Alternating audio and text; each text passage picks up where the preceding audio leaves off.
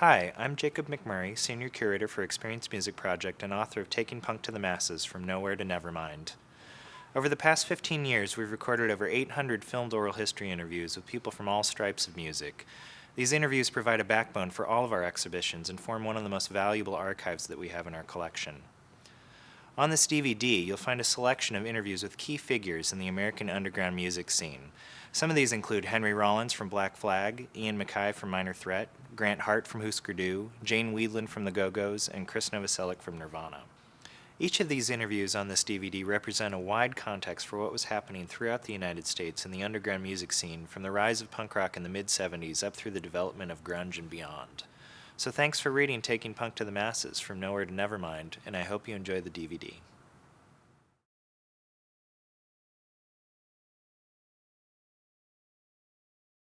What a lot of people don't realize about punk rock, when it started, it wasn't a certain style of music. It was more like an environment where people that made any kind of music that was kind of outcast from the formulaic rock at the time had a venue to play.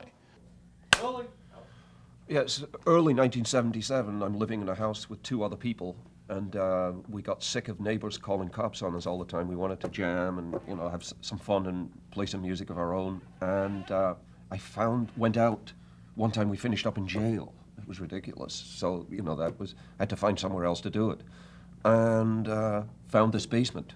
It was like 10,000 square feet. Off Hollywood Boulevard in a building built by Cecil B. DeMille in 1926. It was a gorgeous building, and the basement was all bombed and totally trashed out. Nobody had been in it for at least 15 years, they told me. And there was running water. It was really creepy, no electricity. And I kind of went down there with sparking matches, and it was like this labyrinth, like Jason and the Argonauts, with I had a roll of string, so I'd be able to find my way back, in case I got lost, because I had all these rooms and passages. So it was really, really quite sinister, like literally going into a black hole down these steps. And so I found out who owned the building, and called them up and said that I wanted to rent one of the rooms in the basement, and then they lit it up. And the real estate agent talked me into coming up, taking an option on the whole basement. And there was no plan to do anything other than that room. And that's what I did. Took this, an option. I think it was a 60 or a 90-day option to come up with the dough. And that place became the Mask. Yeah. Oh, and then it eventually became the Mask later by the summer, midsummer. So I'm in the basement, and I took the option on the one room, and then came up with them and rented out different rooms to other bands that showed up on my doorstep. There was a place called the Columbia Lot, and a lot of bands that used to rehearse there, unknown to me. I had no idea, that the old Columbia Lot was vacant, and so all these bands showed up on my doorstep, including the manager, this irate guy that thought that I was some slick Englishman that had come in to take over his scene. And I'm like, I never heard of the Columbia Lot. I don't even know what that is, what you're talking about. And this basement property became the Mask, right? Eventually went, in about a month, 6 weeks, it kind of, I renamed it the Mask, when a lot of the groups that wanted cheap rehearsal spaces, all I did was I took out these ads in the recycler, because everywhere else was so expensive. That was the whole idea of getting I'm not going to pay $10 an hour, to thrash around, because we weren't very good musicians. We were horrible. And so to have cheap rates for other musicians. And then all the bands that showed up on my doorstep happened to be of that persuasion, like underground or not signed or unsigned, outside of the industry totally. Then I asked one of them, where do you guys play? This group that, came from the West, like you're in here rehearsing every night, where do you play? So they go, nowhere. So it was that simple. The group was called the Controllers. And then I asked them if they wanted to play one weekend. And because there was nothing, most of the bands that came in and out of the place, you'd get your own room and your own lock, and you were responsible, you know, you could have access 24 hours a day. That was the deal at the early Mask. And because none of the bands wanted to rehearse on weekends, why don't we have a party? And so I built this little stage, and it was just because there was nothing else to do. And then the Controllers played, about 20 of 25 people showed up. And then I was introduced to Nicky Beat and Alice Bagg. And Nicky introduced himself, said that his girlfriend, that was Alice, had this other group. And was it possible they could play a party like this? And I just shrugged and said, why not? You know, meaning the following weekend. So the next weekend, the Baggs played. You know, there was no big plan to make any money. There was no big plan to have a nightclub. It was totally, I mean, unbelievably primitive and totally innocent and naive. And then there was a series of BYO parties. There was no, you know, everybody just brought their own booze. And the place had no licenses. And went on like that for a while. I always say it was the weirdos that corrupted, you know, by saying, why do we have to play for free? And with me answering, I don't know. It was that dumb and naive, why the bands were playing for free. And then the weirdos wanted me to charge money. And, you know, which I did. It was like $250 or something, because they said, we have overhead, because the weirdos were the big shots. I got an apartment at the Canterbury, which is where everyone was living on Hollywood, just above Hollywood Boulevard on Cherokee, and just a block away from the Mask, which had just closed down. It was being used primarily, it was being used for private parties, you know, which were shows, but just for the hundreds and hundreds of people in the scene, but and rehearsals. But I would jam with these bands like the Skulls and the Controllers and stuff, because I never really, the Germs lived in West LA. It was really hard for them to get to Hollywood, and my car didn't work really that good anymore. It was a piece of junk. Long hood and trunk, but it wasn't a very good running car. But eventually, I tried out for them. I got a drum lesson from Nicky Beat, who was amazed at how little I knew about the rudiments of drum playing. And he taught me how to play a Weirdos song, Life of Crime, which was a favorite of mine. So one day, finally, all the Germs, Pat and Lorna and Darby, who was still sort of Bobby Pin at the time, came down to the Mask, and I was supposed to audition. And they didn't know how to audition someone any more than I knew how to audition. And it was just this ridiculous scene. Well, what do? I don't know. I guess we should have them set the drums up somewhere and play something. But all the rooms are booked. Oh, well, there's the bathroom. And there was the bathroom. There was this thing that was a gutted shell of what once perhaps was a bathroom. And it still served the Mask as a bathroom. And there was 3 inches of, like, I don't know what this fluid was. It was a mixture of water and urine and beer, and of course, I guess the urine just being mainly beer as well. But I set my drums up in that. That was the only room that wasn't being used. And I just started banging on them like Mo Tucker or something, thinking they'd be impressed with how punk it sounded. And they just sort of sat there, not looking very excited, and said, could you, like, play a song? And I said, oh, yeah, I could. And I played Life of Crime that I had just been taught by Nicky Beat. And then they went outside the bathroom, the 3 of them, and talked among themselves for a minute. And then Darby came back and said, well, you're a Germ. I guess what they said, it turned out, I found out later, was, I don't know, what do you think? I don't know, what do you think? Well, he did drive out here from Arizona. Yeah, I guess so. And then there it was. The first show the Baggs ever did was at the Mask, and we were just driving by. What we did was, once we decided on our lineup, we got all dressed up, and because it was like playing, you know, for us, it was like dressing up and playing rock star, and we put. Of course, we weren't really playing rock star because I'm sure you'd never seen any rock stars that had, like, I was wearing like stockings with green bubbles in them, and of course, like ripped up clothes and a bag over my head that was very decorated, a paper bag over my head that was decorated. And I remember Geza's bag was the topic of many discussions because it had a tampon hanging off the end, a bloody tampon. And anyway, so we were walking down Hollywood Boulevard, just sort of drawing attention to ourselves and telling people we're in a band, come and see us. And we had gone to the Whiskey, and we ended up near the Mask, and we didn't know there was a club there.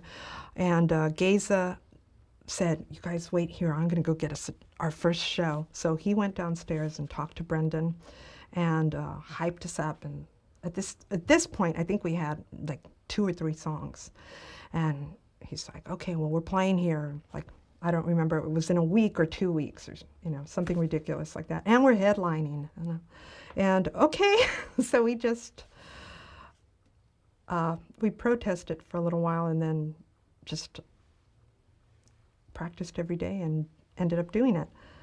And the first show, as I said earlier, was just, it was like nothing I'd ever done before. The Black Flag vibe was, we're going to blow things up, whereas the Circle Jerks were the guys that wanted to party and like, let's have a good time, our day jobs suck and life blows, and let's just, get together at night and orgy and just like make a bunch of noise and have fun. That was our credo, Let's just go out, care about everybody, that comes into the building. See, one of the things that I found while I was in Black Flag was that we were playing and we were just so wrapped up into this intense thing. A lot of times we weren't capable of seeing what was going on around us, so a lot of the things that went on in some of these venues were actually really uncool and not like that great of a thing. We'd go up to San Francisco and there would, fights would break out. Like, well, you're from LA, we're from San Francisco. It was like 2 gangs, and it was like, that's not what it's about. It's about everybody getting together and having a big powwow and having a great time and letting off some steam and jumping around and being aggressive and getting sweaty. And it was basically sex without going through all the sex, all the motions and everything else, all the things that go along with it. Jumping around, getting loose, busting loose, just letting it go. Let it fly, let it rip. But with the Circle Jerks, it was like, do all that, but none of the violence. We don't need violence. We live in a violent world. Why would you want to drag that into where you're playing and you're trying to have a good time? So consequently, the Circle Jerks, as opposed to Black Flag, if they saw anything going on like that, we would stop and just say, look, this is not cool. This is not a good thing. We're here to make friends. It's like you leave here, you go out that door, and everybody wants to beat you down and take something from you. So be strong and have a good time, and that was the bottom line. I had never given much thought to the factionalizing of it, but I realize now, looking back, that in the early days, what was called the punk scene actually embraced bands like the Nerves, who were complete power pop, but they were considered a punk band. They sponsored the Hollywood Punk Palace and gave the first shot to all these punk bands. There was no distinction. But by the time punk became hardcore, it stopped being like a community of people who were kind of educated and trying to do something conceptual, and started being a younger kind of crowd who had a lot of anger to express. And I think a lot of the older people even in their 20s, weren't comfortable with that, so they went off in different musical directions. And over the next couple of years, you started seeing the beginnings of what became like the Paisley Underground and other things, even probably the hard rock era of Van Halen and Motley Crue, which kind of had a transition with the early punk days. A lot of those bands would play together in the same clubs. There was a great gig I remember at the Starwood where the Circle Jerks and Motley Crue played, and they had a rope down the middle of the audience, and the fans of one band would stand on one side and the other on the other side. It was just an artificial, thing, but it was fun, because they weren't that incompatible, because everybody was considered themselves sort of part of the same scene and having a good time. But later on, they became completely different scenes with different followings and different ideas of what music was supposed to be. And I think that inevitably happens. Obviously, there were different kinds of punk bands. It wasn't just everyone sounded like the Sex Pistols or something. There was a real broad range. I mean, there were bands that were like real musicians that were bringing in like weird jazz stuff into it, and then there were people on the poppier end, or people like the Dickies that were on the sillier end, or people like the Screamers that were more electronic. With the Go-Go's, we kind of looked to, I think our biggest influence would have been the Buzzcocks, British band that was real poppy punk. And that's what we wanted to do, something that was like fast and furious, but still melodic. The first Go-Go's gig was, I believe, in July of '78, and it was down at the Mask, and it was a big party for the Dickies, who were sort of the first band to get a record deal. And we did 2.5 songs, and we couldn't remember how to play the third song, so we stopped in the middle of it and then replayed one of the first songs. And we were just like a charming disaster. I think people just thought we were sort of cute and funny and entertaining and terrible all at the same time. The idea of like punk as like a genre surviving was just ludicrous, because it was sort of like this totally like homemade, self-created, self-destructing, disposable thing. It wasn't meant to like last. So it's kind of amazed me.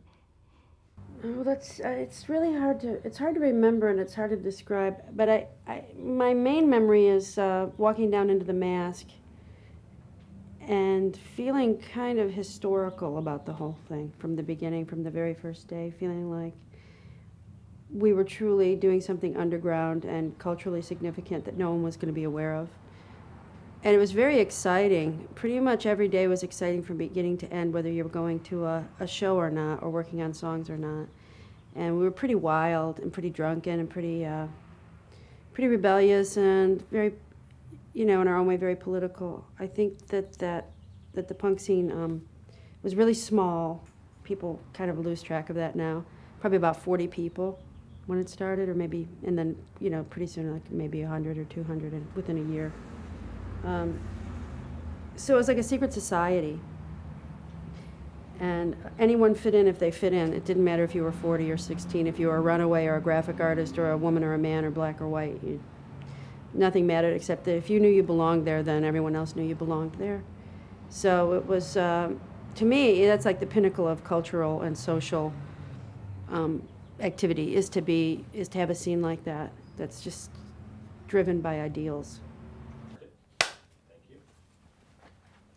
Okay, I don't think X really fit in very well with the punk scene in some ways, and that we didn't fit in very well.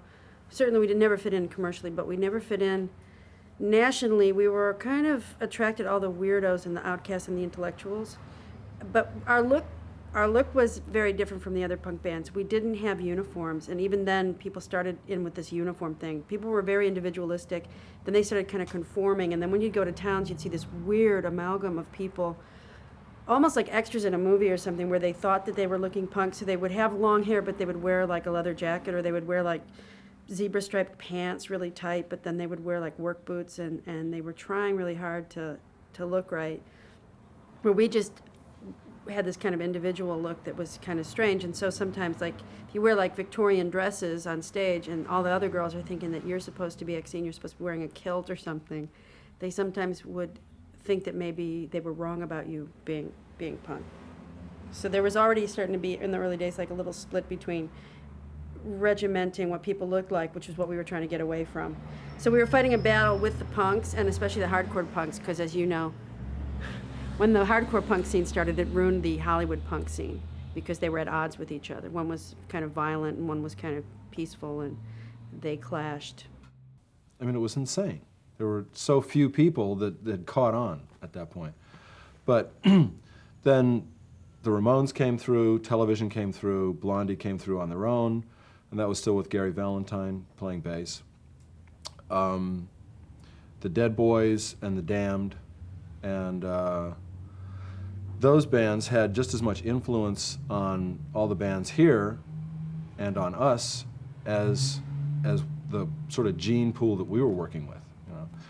we would go see the Deadbeats or go see the Screamers or the Weirdos or something like that, and the way that somebody played drums, the way somebody played bass, the way their songs were arranged or something like that would start filtering into what you're doing. You know? And that's like a scene. That's when shit starts happening, is when not only do you have the influences you brought to it, but then suddenly there's all these other like-minded bands that are bringing their style of music into what you do. Punk rock was the deciding factor in my life as far as going from listener to semi-hands-on.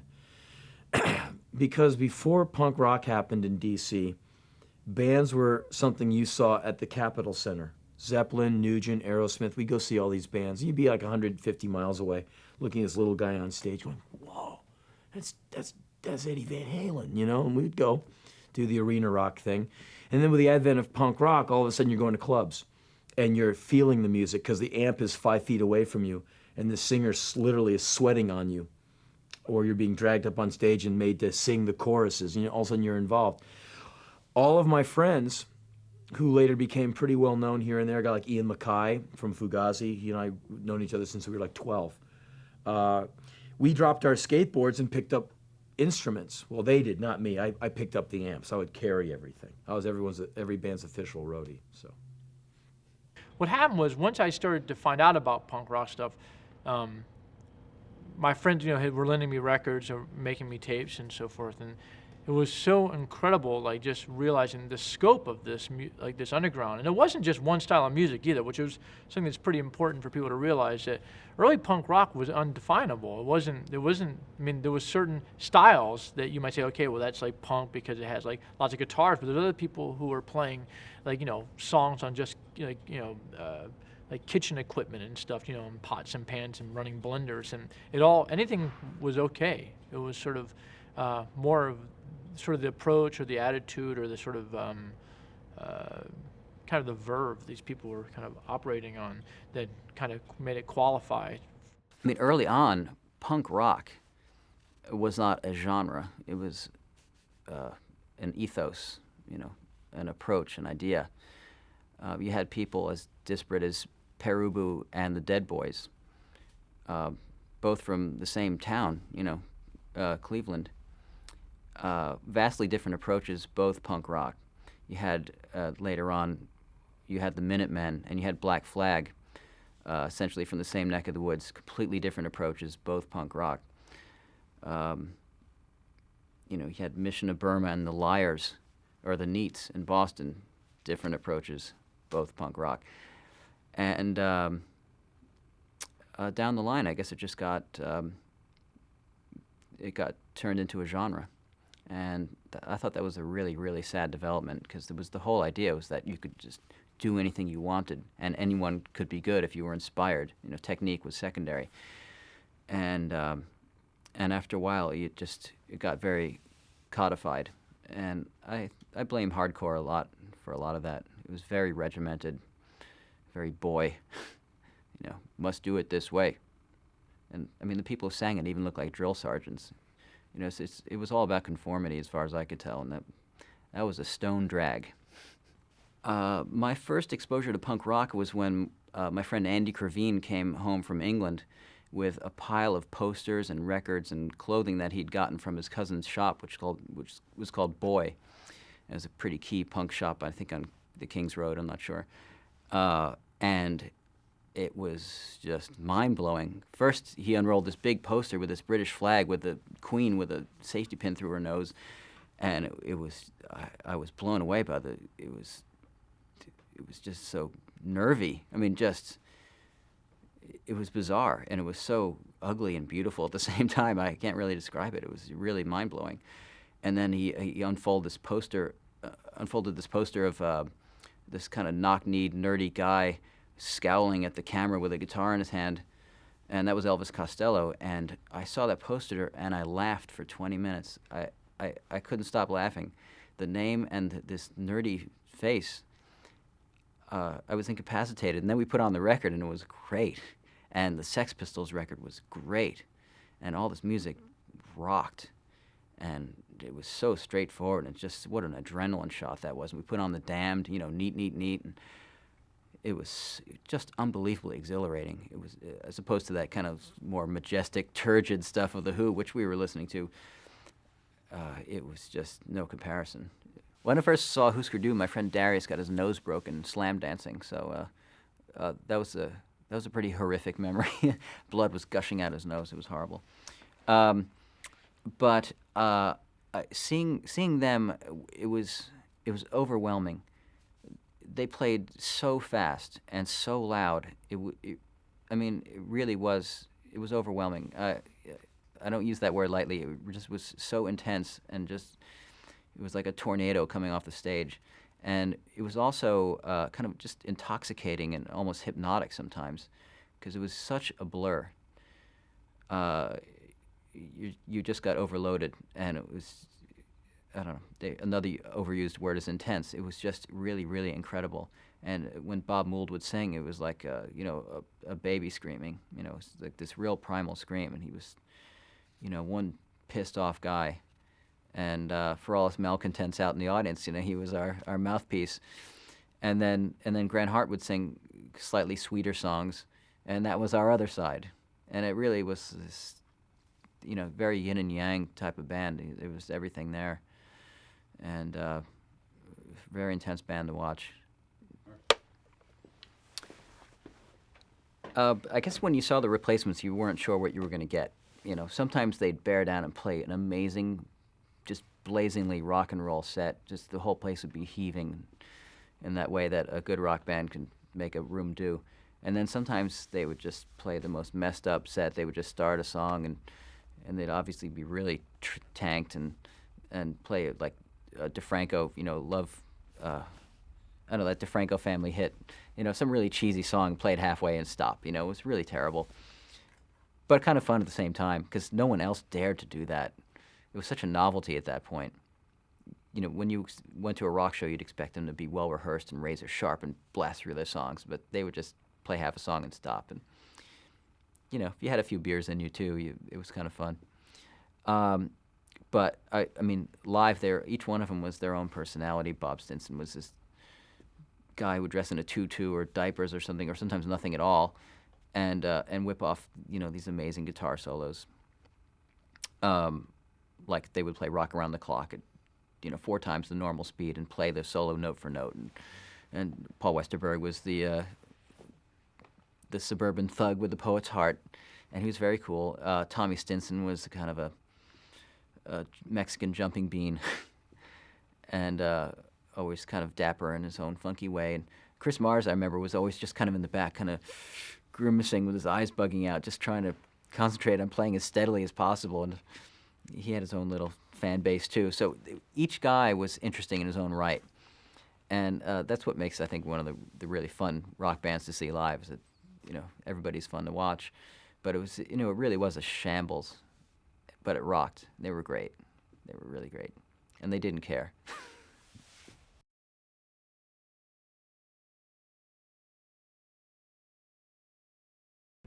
We started to tour and just started to become more familiar with all these different scenes all across the country, and that's when I think that really that network was at its in its prime. It was before anyone had gotten any kind of real control over it, so people were just going and putting on shows completely outside of any kind of industry, outside of the there was no licenses being had, no taxes were being paid.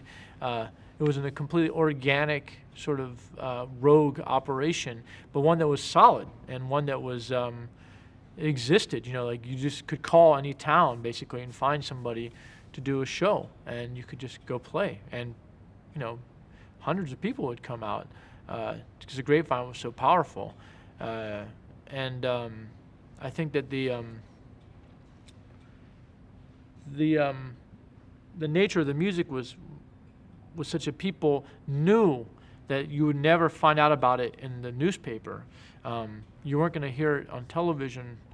There was no advertisements on television. It was really, you understood that it was underground, so you had to have a sense of where to hear it from. That's why I think the flyers were such an important part of the early punk rock, the nature of the punk flyer was so important because that was the secret, that was a secret message. That was where, the code, you would just see flyers and say okay, that's, it was a secret language and only a few people spoke it.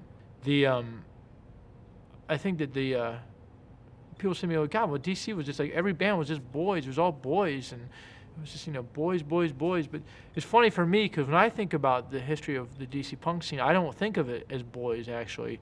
And that's because when I think about that punk scene in the early 80s, I don't think about the gigs.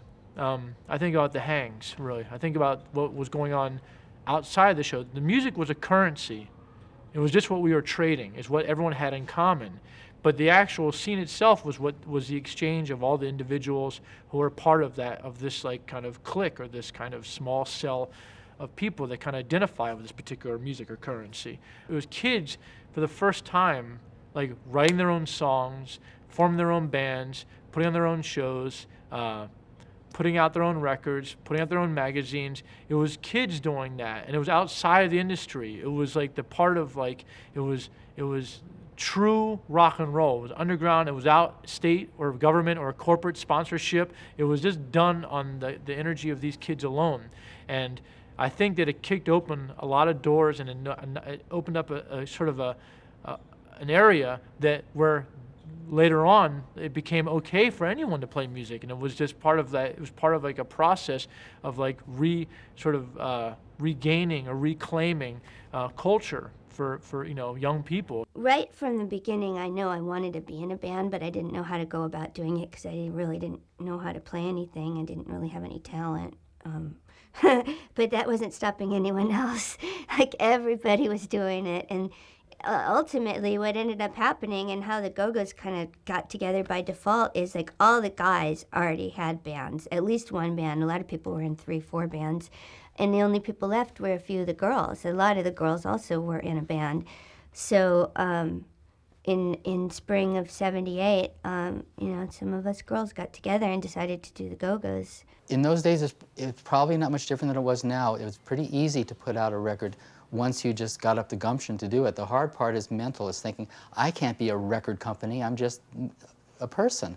But you don't really need to rent a building and get a license or anything like that. All you have to do is go down to a pressing plant with your tape and pay the $500 and you're a record company. Nowadays everybody knows that, but for me at that time, I thought you had to be Warner Brothers to put out a record. So it was kind of a mental leap I had to take, but it wasn't that hard. We can best express what we want our records to look like, so we'll design the record covers. Instead of being on the phone to somebody who is lining up the engagements, well, we'll call the people up and make the engagement arrangements ourselves. And from there it went into establishing our own music publishing, which is really nothing more than a phone call and filling out some forms. But it can be a crucial thing as far as whether an artist is able to support themselves further on in their life or not. And then when it became big enough to be called a tour company, we branched out, and by the time we broke up, we had 4 different corporations, 2 partnerships, and we were DIY'd to death. There weren't very many options for a group that sounded like Black Flag at that point.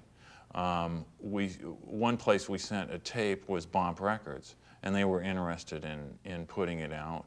I wasn't really interested in starting a record label because I really felt like I was busy enough already. I had my electronics business was SST Electronics, and I was just really busy with that. That's what I worked at, and then I played music with Black Flag at night, so I wasn't really looking to taking on another, starting a label or something like that, and I knew nothing about that. But Bomp, they wanted to do it, but they just weren't prepared, and we just kept waiting. And then finally realized that they weren't going to be able to do it because of whatever their resources or their situation at the time, even though they liked the music. And that's where I decided, well, okay, I'll put out the single, and well, I have SST Electronics will I'll call it SST Records. And so we ended up putting it out about a year after it was recorded. I figured out how to put records by looking in the phone book and under record pressing, believe it or not, and there was a record pressing plan. I think they were in Hawthorne. I didn't know anything about the process, mastering and this and that. I just said, oh, you can make 7-inch records. Well, that's what I want done. And they said, okay, bring down the tape. And they had a mastering studio right there. I didn't know what it was, and they kind of tuned these things. Oh, that sounds good. And we got it pressed that way.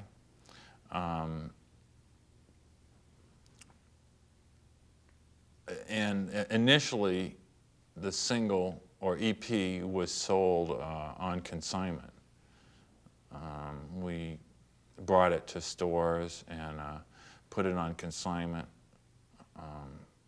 which is really difficult to go to a bunch of stores and give them 5 or 20 copies and then try to keep track of it on consignment and try to do business that way. But there was certain stores that it really started selling a lot in, and then they'd call us up and say, oh, could we get some more of those? And so that was, we didn't have any kind of distribution or anything. The other thing we did is we put in some ads in some of the publications like Slash magazine, and there was a few publications that we could put ads in that were kind of appropriate for where we felt people might order it, and we got some orders off that. But the main thing is it gave us something where we could go out and get and play places where it have something to play for people to try to get booked at different venues. The two main guys in Black Flag, one guy was Greg Ginn, the guitar player, and Chuck Tukowski, the bass player. Greg invented Black Flag. That was his band. He started SST, and Chuck, became his partner. So here's a band with its own label. We booked ourselves, or Chuck booked the shows. And the whole ethic was, we want control. 100% artistic control, 100% integrity. And no one would touch a band like us as far as an agent. This is back in the days when you'd call, a kid would write you. I think I can get you guys into the Knights of Columbus Hall. We'd go, okay, when? And we would get on the phone with this kid, and this kid would book a show. And you'd get to town and like, well, I couldn't find you guys need a PA, right? Well, I couldn't find one. You're like, okay. So you'd have to get on the phone yourself and get some sound system to come in on a moment's notice. And the kid would be, I'm really sorry, it's okay. He's just a fan, wants to see the band play in Pontiac. He really wants you to come to his town. So we did a lot of shows like that. And you'd pull into town and the city officials had already come and closed the show down because you had no right to play there. Nobody was asked. The show was basically a washout. So you took it on the chin a few times on the road. But that was the ethic. The whole Black Flag thing is we have total artistic control, total integrity. We don't trust you, and the more money we got, we never made much money, but we wouldn't buy cars and clothes, we would buy control, as in we had our own custom-made sound system for the last few tours. A guy named Dave Ratt has a sound called Rat Sound, who now do Pearl Jam and the Chili Peppers. They're massive. At that point, Dave Ratt just had his truck and a sound system. He developed a system, custom made it for Black Flag, with 8 18s on each side. I mean, this system would kill you, especially in the places we're dragging it into. And we're all the roadies. I would stack it every day, hang the lights. We'd put the power tap in. I mean, it was our show. And I'd finish on stage. I'd towel off if there was a towel, and kids are still milling around. I'm pulling the PA down and loading it back into the truck.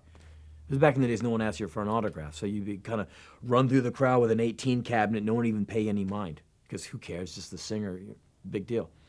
So the whole thing was a very DIY experience. It was no rock star treatment ever.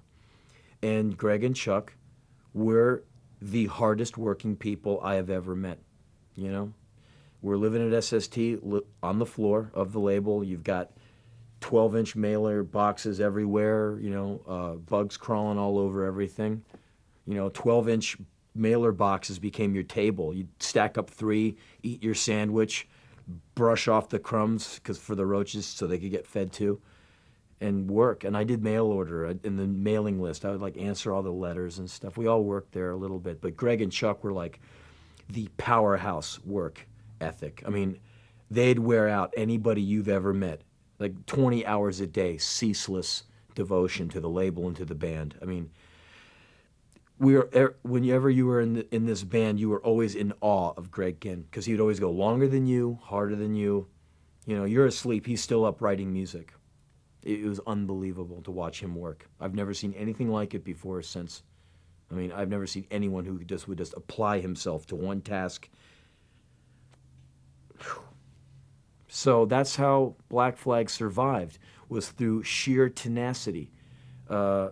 Instead of like paying the rent on a place, we would just live in the van on the road all year. We would orbit America, literally take laps around America. We'd play your town 3 times a year. You get sick of us by September. We'd already been there springtime, summertime, and now we're coming back in October. It's like, oh, you guys again?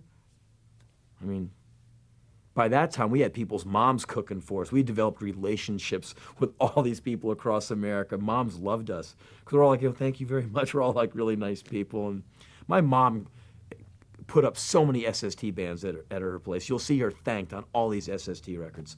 Vitus, Meat Puppets, Saccharine Trust, Minutemen. They all stay with my mom. Black Flag, she put up Black Flag a good 10 times. Did the laundry, big meals, you know. And they loved her. You know, thank you, Iris. You know, all very nice, you know. You got to understand, in those days, you know, it was such a threat to Square Johns. You know, they didn't see it as a way of just playing gigs and making records and tours and flyers and, God, everything that you just take for granted when you saw a big arena rock band. You were in on this, and it was like an extension of your personality. They never saw it as that. They thought it was some weird kind of thing, you know, against rock and roll or whatever.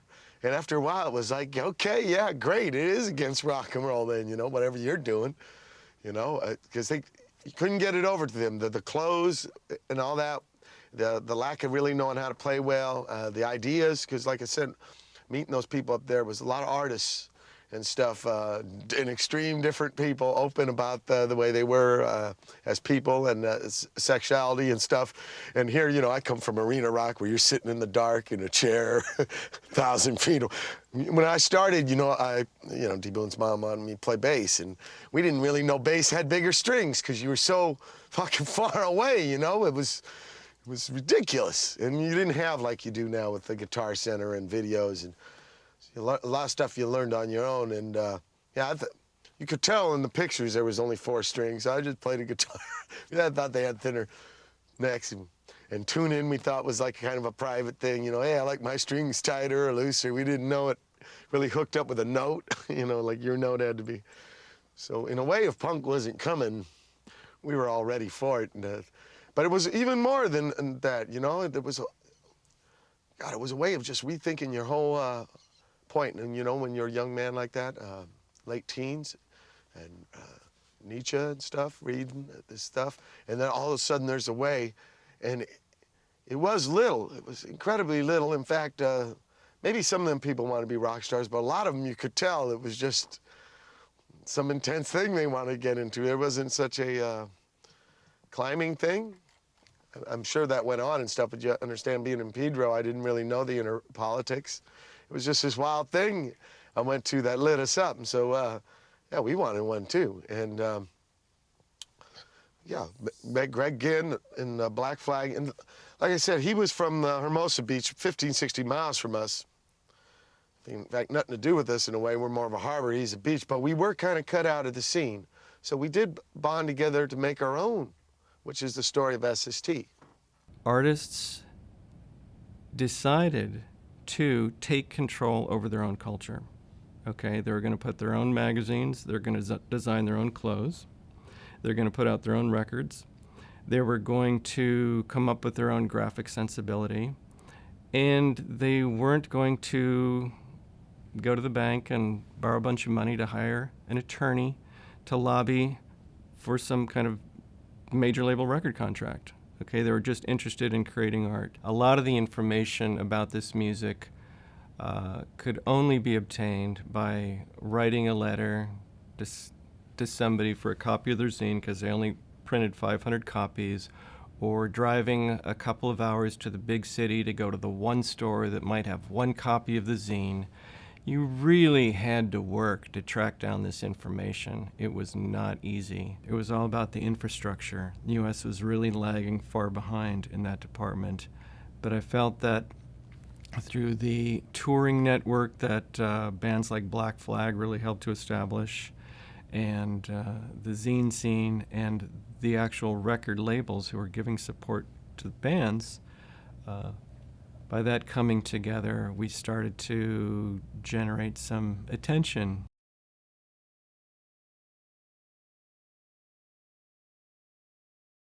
Then we did the set again. Like, this is like 50 songs. You know, they're all like 2 minutes long. So we played for like 2.5 hours. Then they said, okay, well, we have to go have a band meeting. So you just wait here. They went away for like 10 minutes. I'm just sitting there like, whatever. I mean, I didn't think I was really going to be in this band. I mean, that's a pretty major leap to go from a 60-hour-a-week minimum wage job to being in your favorite band who lives 3,000 miles away from you. That's kind of hard to envision when you're 20 years old, just turned 20. And they came back and they went, all right, so let's do it. I go, what do you mean? They go like, quit your job, get rid of your apartment, get in the van. We're recording the album like in 2 months. I'm like, I'm in Black Flag. And they're like, are you into this or not? I'm like, yes, okay. I got on the train, went back to DC. I went up to my boss. I said, I quit. He's like, why? He goes, I was running his store. He goes, name your price. I go, I don't want your money. I'm going to join this band. And I go, look, if it screws up, I'll come back. Gave away my car, gave away my bed, my desk. I said, here, take it. You need a bed? Here, take it. Gave my car to my old roommate who just got married a few months ago. I just went and saw him. Ian took me down to the Greyhound station. I got on a bus. I met Black Flag in Detroit. And I started roadieing and singing the encores and learning the songs at soundcheck. And we kind of went across back to LA with me singing encores, working stage as a bouncer. And then we came back here and started practicing in earnest. And that fall of '81, we recorded the Damaged album, went on tour, and I've been on the road ever since. Like literally averaging about 100 shows a year for 17 years. And I never went back home, you know. It kind of worked out one way or the other. It was a very abrupt lifestyle change.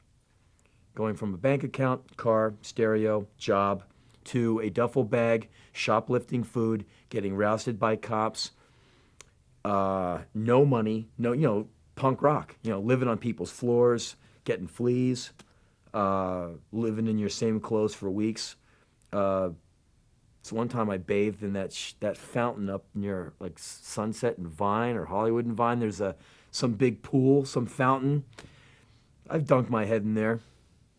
Yeah, I did it. We did all that stuff. All starving bands. Every band can tell you that story. Chili Peppers can tell you that. REM can tell you that. Everyone dined and dashed, And we did our fair share, eating off people's plates in restaurants as they got up to leave. Scarfed the kid's meal because he hardly finished it. I did all that. So consequently, we were doing a lot of shows on our own. We had the opportunity to play an outdoor picnic in Manhattan Beach on a Sunday afternoon. Peaceful, calm, nice little band shell next to the little lake, the little pond with the little ducks floating and what have you, all the families, all the children. What had happened was our guitar player, Greg Ginn, had lied to the head of the Department of Parks and Recreation and told him that we were a Fleetwood Mac cover band. Now, what had happened was the U.S. Air Force Orchestra was supposed to play. They were scheduled to play But for some reason they couldn't do it, and this guy called us at the very last minute.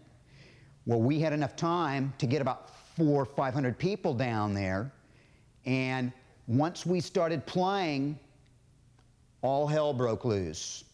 I have never been a part of anything like this since, and that was that the sky rained food. Chicken bones, watermelon rinds, cantaloupe rinds, empty cups, ice, bottles, cans, half-eaten sandwiches, styrofoam containers. Everything was just flying out of the sky. And the guy that was running the program had to stop us every 5 minutes so he could sweep everything up. The crew could just clean all of this garbage up. And everybody went nuts. Everybody just went completely apeshit. And I've never seen anything like that. It was just like, boom, blam, and there you go. All these people jumping up and down. Sky filled with all this crap and garbage and trash and used food and utensils, and it was beautiful. It was a beautiful experience. I, of course, was told and constantly being reminded that there are families here with children and that you have to keep the vulgar language to a minimum, or, you know, we're not going to let you play anymore. Well, we only had about a 20-minute set, so it was like we were on, and half an hour later we were off, and we were all gone, and they were like, good riddance. Thanks, but no thanks.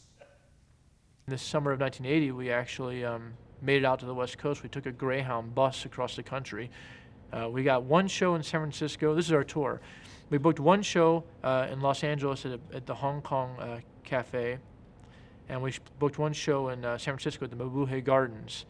And the six of us, this is the four people in the band: Mark Sullivan, who was a singer in the Slinkies, and Henry Rollins, who was Henry Garfield at the time. They were our roadies. The six of us took a Greyhound bus out to Los Angeles with just guitars and drumsticks, and then just got on we just played this show. We made $15 at that show. And then we played at the Mabuhay Gardens. We made $11 at that show. So the tour netted $26, but it was an incredible experience. We tried to do a tour in the summer of 1981. We booked shows all the way across the country. We used the guitar player for Youth Brigade's van, his parents' van, as I remember.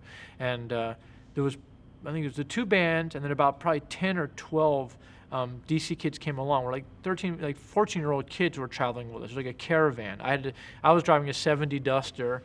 Somebody else had a Volvo station wagon, and we had this van, and we were just caravanning across the country. We made it as far as Madison, Wisconsin, and that's where Tommy, the guitar player, Tommy Clinton, his parents called and said that he could either bring the van back or they weren't going to pay for college. So that was the end of the tour. Those guys turned around and went back, and that was like the end of the tour. We just stopped there. We didn't make it to the West Coast. You had to go down to the basement level to take the bus to Disneyland. So everybody's in front of me. They've all rounded the corner and are going down the stairs, and I was the last one in line and turned around at the guys who were still following us, and I just spur of the moment looked back at them and sort of sneered and grabbed my butt cheek, and just as a definitely a gesture of contempt, and then I went down the stairs to the basement as well. And then it turned out that you had to buy your tickets upstairs first. So we all trooped back upstairs to get our tickets, and I was once again the last one in line. And so I'm rounding the corner to go up the stairs, and there's the two security guys, and they grab me and pull me back down around the stairs, and nobody else has noticed that they've taken me. And the guy twisted my arm behind my back and told me I was a real smart ass and all this stuff, and then they put me in handcuffs. And there was an LA cop right there, and I was trying to get him to help out with the situation, but of course he was completely on the rent-a-cop side, and So they said, you want to put handcuffs on him? Yeah, yeah, for effect. Yeah. So we came back upstairs, and my friends were all in line buying tickets, and they look over, and there I am being led away in handcuffs. And they put me on a bench in this little office, and you know, I had put chains on my handcuffs, so I'm chained to the bench, and then he's sitting behind his desk with his legs up on the desk, and we're complete babes in the woods, and so innocent and so clean. And I had a little piece of paper in my wallet that my mom had typed out with all the names and addresses of the places that they'd be staying and the phone numbers and stuff. They were on vacation somewhere. But I was 17, and so they said I was still a minor, and they were going to charge me with vagrancy and all this stuff, and they're basically just trying to scare me. But when they finally let me go, they told us all that if they saw us in the station more than 10 minutes before our bus left, that they would throw us all in jail. And so it was after that, then we went out to Disneyland, and they wouldn't let us into Disneyland, and we came back, and it was just kind of a disheartening thing all around. And then we played San Francisco, and we made I think $11, and they had canceled our show, and we had to sort of get ourselves reinserted on the bill, and we would love to have played I think the next night or the previous night, I forget, was an amazing show that we went to at the same club with Flipper and the Dead Kennedys and the Circle Jerks. An unbelievably great bill. Elliot was the master of that kind of like sadomaso relation with the artist. He did even a better one when Mark and I had to go at the last minute, fly to New York, and get Mick Jagger's permission to have Satisfaction on the record. Because after everything was done and the artwork was done, everything was done, it was like back then laws were a lot more in favor of the artist than they are today, and intellectual property was much more protected than it is today. And because we had changed the music to Satisfaction, and we were singing most of the lyrics to Satisfaction, but had changed a couple of Jagger's lyrics and changed the music, that was not a straight cover, and therefore you had to get permission, because if they didn't like the way you did the song, then the artist could say, no, you can't even put that on a record. Like, they can't stop you from recording it, they can stop you from distributing it. Mark and I played it for, I think it was his manager at the time was Peter Rudge, this kind of like pinstripe, three-piece suit, Savile Row guy, lawyer, with the paisley tie and the shirts with the white cuffs and collar. And he's got an office near the Warwick Hotel, and with a fireplace going, and Mark and I are waiting for a while, and we have our cassette, and Jagger comes in, and Rudge pours him a glass of wine, and he's very cordial and says hello, and he plops down in a big overstuffed club chair and starts drinking his wine, and he goes, all right then, put it on. Let's hear it. And Mark goes over and puts the cassette in this kind of like a boom box on top of the mantle. And, you know, the whacked out drum beat starts, and you see him just looking down and sloshing his wine and taking another drink, and he keeps looking down. He won't look at anybody, and we think, oh God, he hates this. And then the first verse comes in with Mark singing, and Jagger gets up and he walks over and he turns it up, puts the glass of wine down on the mantle, and starts dancing around on this rug in front of the fireplace like Mick Jagger, like doing Mick Jagger. And Mark and I are like, you know, like we're like sophomoric college kids, like, and he goes, I like it. And so we leave all inflated, and it's great. Everything was great. It was wonderful. And next time we go to the office, and we're telling Elliot how it went, he goes, look, I called Peter and I told him to make sure that Mick said he liked it, because Mick's going to make a lot of money off you guys, and he knows that too. You know, it was education, and it never stopped. Jerry worked for a janitorial supply company, and like I said, I was a maintenance man at an apartment building, And so we had these catalogs that had all these kind of things in it, and we found these yellow two-piece hazardous waste cleanup suits that were, at the time, they were like $4.30 a piece. And you got these yellow plastic pants that were like Tyvek material that had a piece of elastic in the waistband and 4 snaps on a shirt. And we tucked the shirts in instead of leaving them out so that it was a straight down look. We tucked the shirts in and put this elastic band around our waist, and we totally did not look rock and roll. We looked like we were trying to come up with a new kind of music, which we weren't. And earnestly, we thought that we were going to be the beginning of the end of rock and roll. You know, we didn't have a record company, and we had to stay out of Ohio because nobody in Ohio liked us. But it didn't matter. We didn't care. We found out that we could go to New York, and all of a sudden, after our first show, word got out. They said, there's this really weird band. You got to check them out. And our guest list would be like Lou Reed, David Bowie, Fripp, Brian Eno, all of the Rolling Stones, Frank Zappa's band, Dennis Hopper, Jack Nicholson, all the actors, all the other musicians, John Lennon. You know, everybody would come to our shows, and then we'd get paid at the end of the night, and we'd get like $70. You know, after driving 500 miles from Akron, Ohio, to New York, we'd get $70, and that would be enough for gas, and we couldn't get a hotel room, so we'd sleep in the van.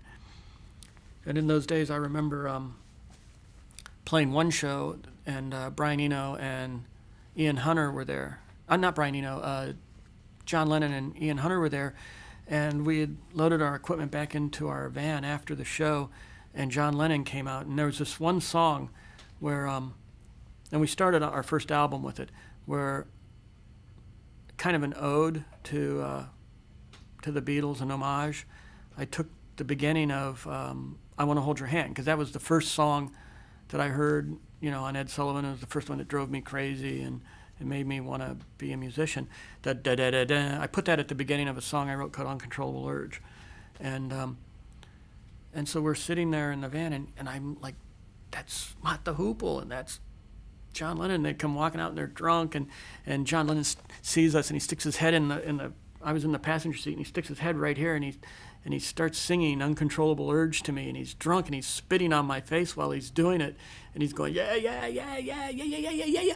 And I just remember being like totally in shock, and I was so dumbfounded I couldn't talk to him or anything. I just kind of went, okay. And then they just stumbled down,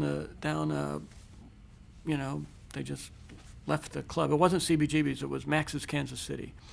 And they just, and like the other guys were going, did that happen? What just happened? Oh, the first show we played out in White Rock, at this like day out on White Rock, which is the beach town in Vancouver.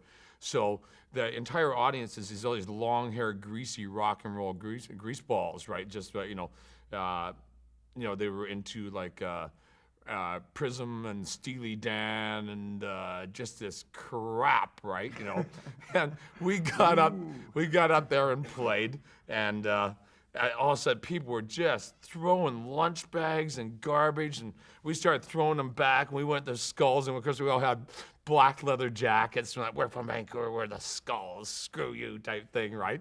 And they're all, and then they come up, they wanted to fight, right? A bunch of these guys started to bum rush the stage, and so like, you know, fists were flying, right? And we just sort of like, you know, we got kicked off after about 8 songs, right? And then that's kind of how we got our break, because we formed the Georgia Straight, which is a big weekly mag up in Vancouver and has been around for like 25 years or so. You know, always supported the music scene. And what happened, I phoned the main music writer, Tom Harrison, who's a real great Canadian music journalist. And I said, yeah, my band, the Skulls, we took on White Rock and we won type thing. He goes, who is this? And it's the first time I ever told anybody that my name was Shithead. And I went like, it's Joe Shithead. Okay, Mr. Shithead, tell me what happened. So I told him, and then the next week, it came out in the column. It was like, undoubtedly Vancouver's most hated band, the Skulls. And we went, yeah, we made it, motherfucker, we made it. I played also in Slovenia and Zagreb in Croatia, which was totally bizarre because it just, we did it by train. So every train was just packed with soldiers. I don't know what's with it. It's sort of like, the general goes, okay, Igor, you take 500 men, go to next town, make sure it's still there, right? So we get on this train, right? But this is where we totally fucked up. DOA met their Waterloo. We were leaving, we had this insane train trip through Yugoslavia, because it was still one country at the time, right? Tito had just died a couple years earlier, but the Federation hadn't split up and started these horrible wars in the early 90s. And we were taking this train trip, and we couldn't get a seat, right? So we're out in the alley, and we've been drinking wine all night. It's about 6 in the morning. We're going to Milan, last show of the tour, then we fly back to London, fly back to Vancouver, right? Okay, easy done, really successful tour. So finally, we get this Ian guy who used to manage Flipper, Ian Stein, Ian Warp 9 Stein, and we go out. We got to get somewhere to sleep. So we find this car with 6 empty seats in it. It's got this little sign written in Slovenian, and I go, Ian, what does that say? He says, I don't know. It probably says fuck off, but I don't care. So he grabs the handle and goes, breaks open this car door. So we all go in there, right? And we go in there, and then about 20 minutes later, the train stops, and the conductor comes around, checks our tickets, right? We only have second-class tickets, which means you're out in the aisle. You don't get a seat in Yugoslavia. And one of our roadie guy tells him to, fuck off, right? So next thing we know, all of a sudden the door slams open, the train stopped, and there's 5 guys there, big blue hats, big blue jackets, big long blue trench coats with big red stars in the hat. And they come along, and so how they wake this up, they go, wham! They backhand us all across the face to wake us up, right? Because the conductors told us that we didn't have the tickets. So I go, huh. And Ian, the old Flipper manager, he gets up and tries to take a punch at the head cop. So he gets paid back a couple of, wham, wham, wham. So they put him into line, right? They grab us by the scruff of our collar, they grab our passports and throw us out, literally off the train. So we're going, oh, we're in deep shit. This is not good. And I start thinking, you know what? I bet you Yugoslavian jail cells are not very comfortable, right? So, and we get there, and Ian's wandering around calling an airstrike, nuke this place. He's drunk out of his mind, right? And I finally shut him up, and we pay the difference between first and second class. We go back in the train, and a bunch of Italians had taken our seats. We're back out in the aisle. Back out the aisle. There was a lot of networking. And that's what made it all happen. It's not like Black Flag did anything by itself. We were very much relied upon people. A lot of times it was a young kid in high school renting out a place or convincing a club that they want to do a show there. And they would really go out on a limb, and not for money, just because they want to bring that to their town. That's what I think got Black Flag started touring early. It's just so many people like that in various towns. And through the end of Black Flag, when initially it was just certain cities where we could play, and as the band progressed for 10 years, then it became we could play all these new places, all these small little towns across the country. So our tours became more like 6 months to cover the U.S. because we wanted to play any place where if somebody wanted to book something, we would go there. We didn't turn down anything because we wanted to play all the small places. And I think that really helped to spread what we're doing to a lot of small towns where people I think encourage people to think that, well, you don't have to move to LA or New York or whatever to try to get exposure. You just do it from where you're at. And in a sense, that's what Black Flag did. Even though we're in the LA area, we may have as well been in Omaha as far as Hollywood was concerned. So we really had to start our own scene in a way. I realized that we had something the very first time we played, because we started writing in about '76, and at Valentine's Day in 1977, our friends Julia and Gray asked us to play at their party, and that was the first performance, and it was in this little house opposite the taco stand in Athens, and we had to borrow some equipment, some little sound equipment. It was very, very, very basic, but we had some of the amps and stuff on shelves, and literally people were holding them onto the shelves. The floor rocked so much. And Cindy and I had white, she worked at the Whirlicue. It was like a 5 and dime, and the little lunch counter was called the Whirlicue. So across the street was the Diana shop, and I went over there and found these big faux fur pocketbooks, white. So I bought one, and I showed Cindy at the Whirlicue, and she said, "Oh, get me one." So I went over and got the other one, and we turned them upside down and teased them up and had these big white wigs, huge white wigs, and we wore black. And someone brought these Barbie dolls to the performance and, hung them around the ceiling. And it was and someone took pictures, and we still have pictures of that very first performance. And it was just basically in a room like this, or a little bigger, but we almost tore the house down. And it was just our friends. And what was great in Athens is our friends loved to dance. Everybody danced, and, we'd play James Brown, and it was just very, you just put on James Brown, and whether it was lunchtime or whatever, people would get up and dance. So everybody danced at our performance. So we were invited to play at another party. A friend had a party, and we played a few more songs, and she just screamed out, "I can't believe this is happening here at Athens, Georgia." Everyone was dancing and partying. So we had our following of friends, because there was nothing really happening. There was nothing to do in Athens except make up your own fun and go to parties and crash. We crashed a lot of parties, like fraternity kind of parties. And one time we were all dressed up crazy, and we used to go to this disco called the Circus, and it was really, popular to hate disco then, although we really loved disco. But, we'd go, and our friend Megan Timberlake would wear a barrel and nothing else under it. And I'd wear high heels and my hairdo, and we'd cut through this kudzu field.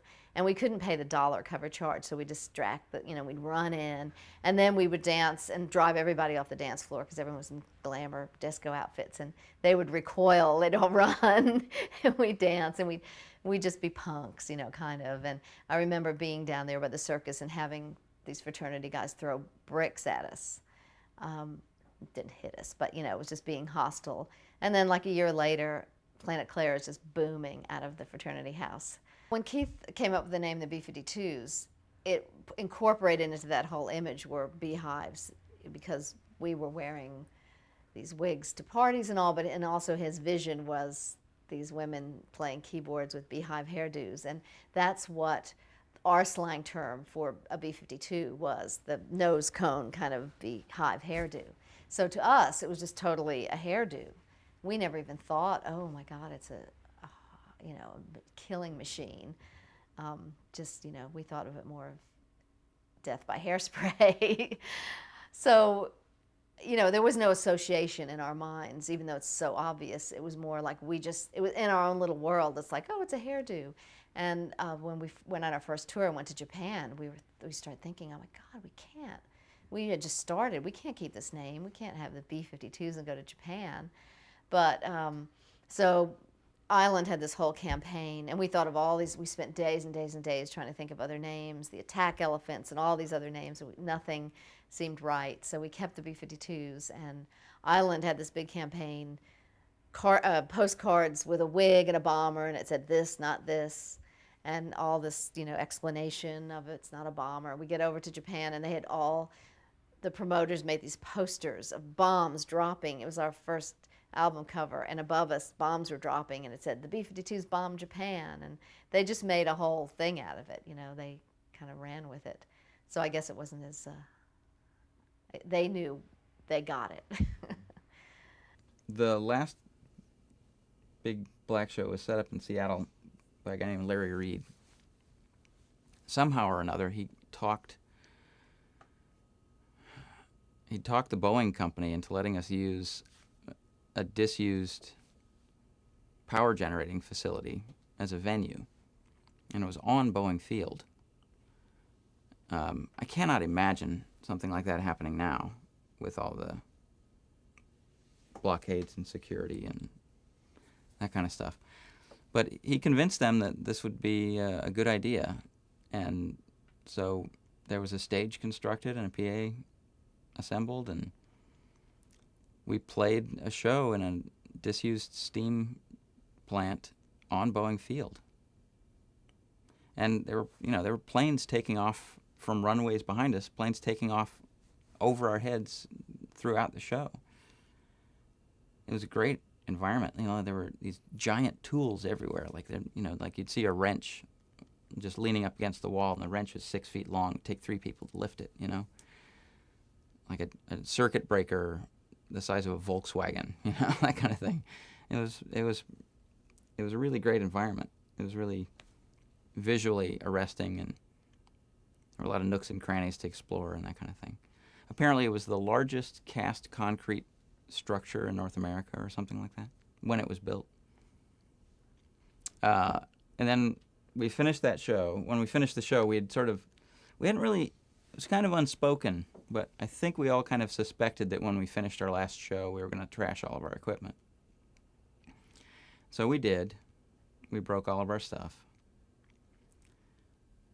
And I had a guitar made for me by a guitar shop in Evanston. And it was a really nice guitar. It was kind of I'd always liked the shape of a Telecaster guitar, but I had always wanted it to be a double cutaway, so it would be symmetrical, So I convinced this guitar shop to make me one. And then I smashed it up. And the guys in the guitar shop got wind of that I had smashed up their guitar. And so when I went in there to ask them to make me another one, they did it, but they charged me a lot more. They charged me double for the second one. I think they thought I might just be having them make stuff so I could break it. We had a van in '87. It was Hero's van. It had no windows, no air conditioning, and that's what we took in very hot weather down the West Coast. We knew we needed a van that was bigger to haul more gear and that perhaps had working air conditioning and windows, so we weren't in this oven for long stretches of time. We went to buy. Hero did most of it, shopped around looking for a van that would suit the needs because he wanted to be his. And so we found this '86 Beauville, and I think we found it in early '88, so it was a good deal. Bought it, and Hero went and built in the back a futon frame so that the relieved driver can go and rest on top of the futon frame on the mattress, and underneath the futon we stored our luggage and amps and guitars. And we did a tour that way, I think all the way back to New York, played Boston, a few small clubs, and a West Coast tour. Then we had a bigger tour booked by SST and their brother business, which is global, and they booked this whole tour. And it was a little bit more thorough. We were touring with a band called Sylvia Juncosa, and she was opening for us, and I think she had made a record on SST then. Now we got a U-Haul, so we put all the amps in the U-Haul, but the more intimate articles, like the guitars and our underwear, we put underneath the futon frame, which was also underneath the relieved driver.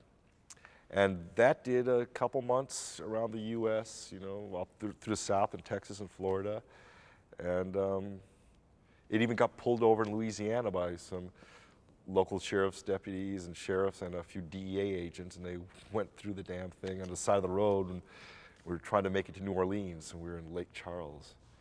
So there, the van helped us. It was a workhorse and got us around the country, and it also had to experience some humiliation itself by having its anal cavity probed in Louisiana. Not us, though. We just stood on the side of the road and looked at lizards.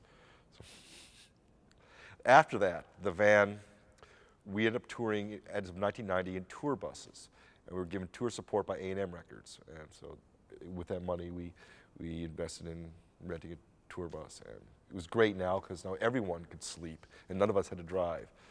And the gear then would go by truck, and the more intimate gear, like our guitars, we'd keep on the bus. The van was then used by all individuals would share because at some point it was transferred from Hero to the band. It became a band. Property, but who the hell knows what happened to the title between then and you guys having it. So the van was used for recreation. You know, Chris would take it out camping.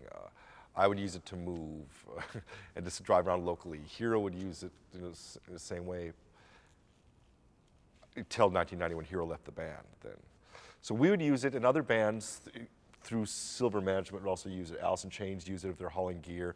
We would take gear to and from recording studios, rehearsal studios, gigs. We were playing locally in the Paramount or the Moore Theater. It was the van that got our equipment there. I met Jay Mascis when I was maybe 15 years old. Jay went to a lot of the shows that I went to. He lived in Amherst at the time, and he would drive into Boston. He would take his parents' station wagon, and he went to all of the same shows that I went to. He just had to drive an hour longer. And Jay always wore the same T-shirt. It was a Tricks Are for Kids shirt. It's the only one he ever wore. And he looked really fucked up. I mean, he looked like a fucking train wreck. His hair, we actually used to call him, before we knew him, we called him Chemo Boy, because he had these long strands of hair shooting out, and then there'd be chunks that were just shaved to the scalp. And he just looked like a weird-ass slug that got run over by a car. But he was, he also seemed like a really nice guy. But I don't think I really met him, even though I'd see him around and I was around him, and, you know, maybe we would hang out with some of the people from his, you know, group that he was hanging out with. But I didn't really get to know him until I was a senior in high school. And my sister went to college, and she ended up being put in the same dorm that Jay was in, and they became really close friends. And Jay came to my house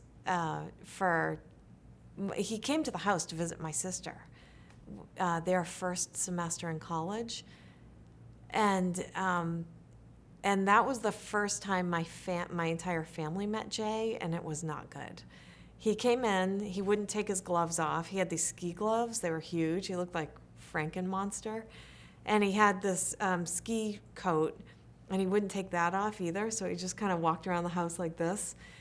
And my mother kept saying, "What? Aren't you going to take your coat off, Jay? Aren't you going to take your gloves off? What the hell? Did I not put the heat up enough?"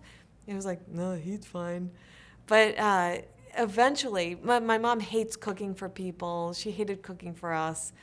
And so Jay was there, and he didn't leave before dinner, and she was like, "Fuck, I'm going to have to make him some food." So she came downstairs, and she goes, "Jay, what do you want for supper?" And he goes, "I don't care." And she said, "What if I put a piece of shit on a plate? Will you eat that?" And he goes, "Probably not." So eventually, my mom was afraid that Jay was going to knock up my sister because he wasn't leaving, and she hadn't been told that he was going to spend the night. So he ended up sleeping on the couch in the family room, but my sister kept sneaking in just to hang out with him and listen to music or chat. And my mother got no sleep, and so she was pissed off and furious the next morning, and she was kind of being a little bit bratty to Jay, and Jay was being bratty right back to her. And finally he broke. He couldn't handle it, and he turned around in the middle of the house downstairs. We had this big hallway, and like all the rooms came off of that hallway, and he stood in the middle of it, and he goes, "You people are fucked." And my mother just like went, she didn't know what to do, so she ran up the stairs, and she was like, "Jimmy," my dad, "Jimmy, did you hear what Jay says? He says we're fucked. Jay just says we're fucked." And he stormed out the front door, and my sister was like, "I'm not staying," and she grabbed her bags, and I was left there. I was like, fuck, I'm stuck. But that's how Jay Mascis was introduced to our family. I've known him for a long time. But the rock vans, the replacements, we had only a couple of them, and they always had names. Bert was the first one, and it was just because I think Bob wrote Bert on the side of it, so we decided that one was Bert. And then the other one was called like Odie, which was short for odorous, because it was like always stunk. And the Replacements never used to build lofts or living quarters in vans. What they would do is deconstruct it as the tour went on. Like, you know, you'd get in the van one morning and a chair would be gone, or a bench would be gone, or a seat belt, something would be torn out and thrown away. And I remember one time Peter Jesperson pulled me over on the highway and he's like, said, "You got to drive these guys." They had this RV, and he's like, "I'm gonna take the gear. You got to drive these guys." I'm like, "All right, whatever." So I get in there and they had torn apart, like the toilets and everything was all torn apart, and they'd somehow gotten a bunch of house paint, and they were repainting the inside of the thing and just throwing the paint around, and we had to cross the Canadian border. And I get to the Canadian border, and Jesperson had their passports, and the guy's like, you know, "All right, pull into the bay, we gotta take a look." And they load all the band into a room, and the guy comes out to me, and he's in his, you know, he's in his fresh uniform, and he's like, "I gotta take a look." And I go, "Well, you know, I don't care, but I recommend not going in there." And he's like, "Well, I gotta take a look." He's like, and I'm like, "All right, whatever." And I open the door, and he walks in there. He steps back out in about 2 seconds with a big smear of paint on his uniform. And he just looks at me, and he goes, "Get these fuckers out of here." That's just like, at the time, I took that van, we got to Cleveland, that RV, and I went and I parked it in the worst neighborhood I could think of, downtown Cleveland, left the keys in it, and the windows were left down, figuring now it can get stolen, I can make an insurance claim. No, the next morning that thing's still there. And we played at the White House, and that was a funny thing, because we knew we were going to take a ton of heat for that. You know, and it's like, and I remember Murphy called me, he's like, "What do you think?" And I had the line, "Well, you know, Dan, you're not going to win the World Series, so you might as well take this invitation," you know. And they had us like locked up in this like basement room. It was like the band room, you know, but it was like the marching band room, and, you know, and we were like trying to pick the locks to get the marching band uniforms out, thinking, you know, of course, you know, but they're pretty good locks in the White House, whatever. And I had like my own Secret Service guy walking me around the halls, because I was the only guy that could go anywhere, but I had to have this big guy with me, you know. And you're walking down these halls and you can hear the clip-clop of your heels, you know, and so we're walking down the hall and he grabs me and he goes in here and he throws me in this room, and it's like the Hall of the First Ladies. And it's like got all their portraits, you know, and like, you know, and like Nancy Reagan's is exactly like Jackie O's. It's just hilarious. It's like just complete copy. And I'm just sitting there kind of laughing. Like, then he like grabs me and goes, "All right, it's all right to go." And I go, "What was that?" He goes, "First Lady." And I'm like, "Oh, really?" And I go, "Did you hear her? What'd you know?" He goes, "I can smell her AIDS perfume from a mile." And I'm just like, okay, so, and then, you know, they wanted us to play an intro for the president as he walked up, and I'm like, well, you know, we're already going to take a ton of heat being a rock band at the White House. You know, I'm like, you know, so maybe, you know, we can pass on doing the soundbite backdrop for the president. And they all just looked at me like, you know, how can you say that about the most powerful man in the world? And I'm like, well, you know, I'm worried about what, you know, the rock press is going to say tomorrow after we do this. We're already going to get hammered for this, you know. And but then we got to go in and meet the guy, and we walk in, and right away he's talking about Monk and stuff like that, and like everybody's like, "This guy's so cool." He's just so, you know. We get out there, and he's walking up, and I look at the guys, and I go, "Play some Fleetwood Mac, come on." And they're like, "All right," you know. So we did it for him, you know.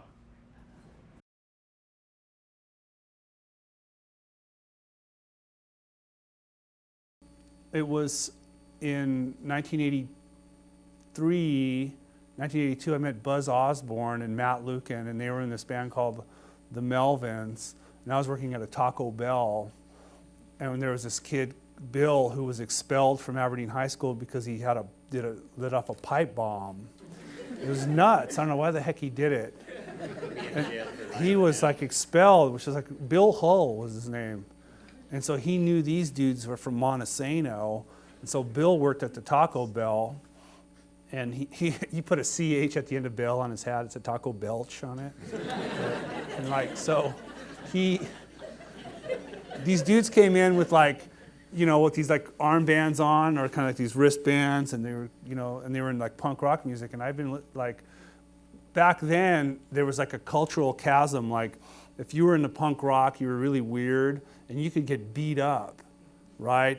There was like the establishment people who were like, "Hey man, we're into the good old music, you know, driving around in Camaros or whatever." And the punk rock people are on skateboards, or I drove Volkswagens. Okay, see, I always been, you know, Volkswagen. I drove a Volkswagen bus, but how cars work in American culture. But it was Buzz and Matt and Mike. They had the drummer Mike, and and Buzz was a punk evangelist. He would just go around and like preach that punk rock is the way, man. This is the new sound, and this is like I recognize him because I was in Montesano like a couple years before, and I got a hold of the Vidette, I think, the school newspaper, and there was a column by like Buzz Osborne about why punk rock is like superior to conventional rock and roll. I was in sort of in my sophomore year at Roosevelt High School, and me and Nick Scott, who was the drummer for Psychopop, and Chris Crass, who notorious local figure, were hanging out. We were listening to a Generation X tape on a cassette player in the smoking area, the parking lot of Roosevelt High School, and we noticed this kid with kind of long hair and a Ted Nugent t-shirt came up, and he was kind of tapping his foot and bobbing his head to Generation X. We were all, "You like this stuff?" And that was how I met Charlie Ryan, who became the drummer for the U-Men. We both kind of dropped out of high school, moved in various apartments with various girlfriends downtown and in the U District. We eventually moved into a beat-up old house with Rob Morgan, yet another legendary local figure. And that was a great experience living with him because he had the most amazing record collection. And Charlie and I listened to all kinds of stuff he had, everything from Throbbing Gristle to Dick Dale, just all kinds of stuff. And his record collection really kind of shaped what me and Charlie wanted to do to a certain extent. At that time, I felt that I wanted to start a new band. I felt that it was important to try and do something different and not just play straight punk rock anymore. I'm not sure why I felt it was important, but I recognized that there was some kind of new and different stuff going on. Public Image Limited was a band Charlie and I liked a lot. Per Ubu, Throbbing Gristle, stuff like that. And so we just started playing in the basement, just got a hold of a guitar and an amp and about half of a drum kit, and just started making noise in the basement. I guess you could say we kind of felt like a little out of place because we were kind of associated with, Charlie and I were both kind of associated with the earlier punk scene, but we were both young, and we were more the age of the hardcore kids hanging out on the Ave. So we were kind of friends with everyone and no one. So we decided that we should consciously decided that we should not play hardcore or straight ahead punk rock. Again, maybe a little under the influence of the Blackouts, seeing how they were really trying to do something different. And but that was all pretty much pretension. We had such limited equipment and such limited ability. Our ability to make the music we heard in our heads actually come out of amplifiers was limited at best. But we gradually found a bass player. Her name was Robbie Buchan. She was 15 years old. She had run away from her dad's house in Anchorage, or maybe Fairbanks, Alaska. moved in with us into the house. And then we started looking for a singer. And we were at a party at a house it was called the Cleveland House. And there were a bunch of Bopo boys hanging out, and pretty much the usual crew. And there was a guy we'd been seeing around for a while named John Bigley, who was a year or two older than us. And at that party at Cleveland, I actually saw him fall down a flight of stairs and go through a window at the bottom of the stairs and fall about 5 or 6 feet to the ground below, which was actually not that unusual an occurrence at that time. You'd see stuff like that. But I saw him do that, and I went over to the window and looked down, and he had this great expression on his face, like, "What happened? Who pushed me?" And it's, well, you just fell down the stairs and went through the window or whatever. And for some reason at that point, when I saw him lying there on his back with broken glass everywhere, with this great expression on his face, I immediately went over to Charlie Ryan and said, "Man, we should get that guy to be our singer." And no idea if he could sing or anything. And he wasn't a particularly friendly or outgoing guy. We were a little scared of him, but finally Robbie went and asked him to come to one of our practices, and he did. And I wish I could say instantly it just clicked. He was great. We didn't click instantly. We didn't really know each other hardly at all, and he had never sung before. But one thing he did do that I thought was great is he didn't have any lyrics for any of the songs, so he'd just pick up stuff that was lying around in the basement, like a jug of fabric softener or a can of paint or whatever, and he'd just kind of, or a magazine, and just kind of start singing whatever was written there, which I thought was really cool. And it took a while for it to really come together, but that's how it got started. It was very unusual for Bumbershoot at the time to book any hardcore punk acts. But we managed to book the band. I had a relationship with Bumbershoot, somewhat tenuous, which would become more tenuous after this. But it paid pretty well. We played at the Mural Amphitheater following the Young Fresh Fellows. The Young Fresh Fellows were a great, interesting band, but they weren't punk. The U-Men were punk. So we played at the Mural Amphitheater, which at the time had this great, it was a Horiuchi mural it was built out over a little pond. It was just wonderful. Pastoral setting, and we had this idea. Actually, one of the drummer in the band, Charlie Ryan, who's a bit of a pyromaniac, had this idea to pour lighter fluid on the pond and set it on fire. That was as far as the idea went.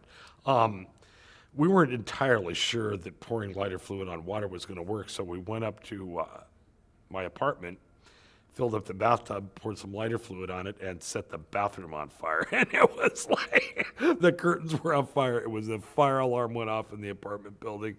And I just remember we were all standing around going, "This is going to be great."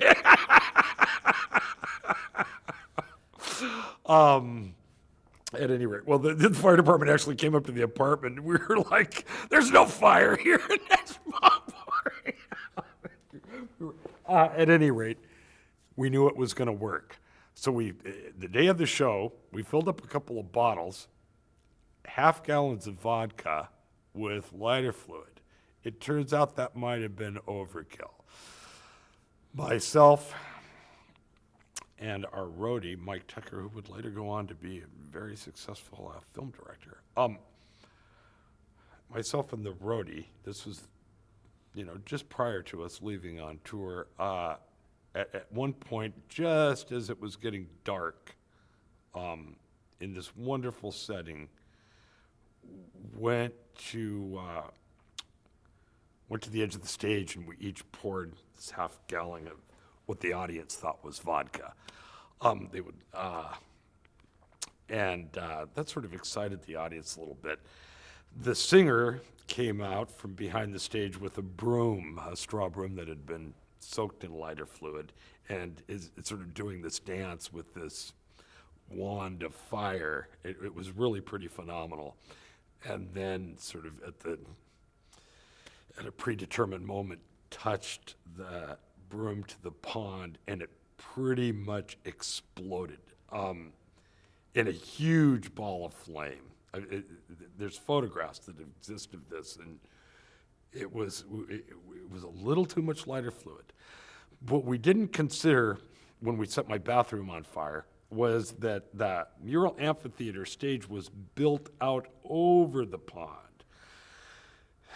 I don't know why we didn't think of this, but of course the lighter fluid went under the stage, and when we ignited it, it lit under the stage, and it was creosote, and it was tinder dry. It was the underneath of a stage, and smoke was just billowing out of the side of the, it was tar and creosote, and the fire didn't last long. The lighter fluid pretty much explodes, and then 15, 20 seconds later it burns itself out. But the billows of smoke from underneath the stage kept going, and the crowd was going absolutely nuts. The PA, it was Tommy O'Neill, was seismic. He was afraid that it looked for all the world like the stage was on fire, which it wasn't. It was just smoking. But he's like trying to drag all of his PA gear off the stage because he doesn't want to go up on smoke. This is the first day of bumper shoot, and he didn't want to burn up his entire PA. I didn't care because we were leaving. And the cops just waded into the audience because cops, being cops, their reaction to something was to beat people's heads in with their nightsticks. And I'm standing on the stage watching, it's just craziness. The human didn't stop playing. The guy's dragging off his PA. The crowd's going nuts. The cops are like wading into the audience, just randomly beating people for absolutely no reason. And I was like, I'm going to get the hell out of here. And I just took off. But I got in trouble.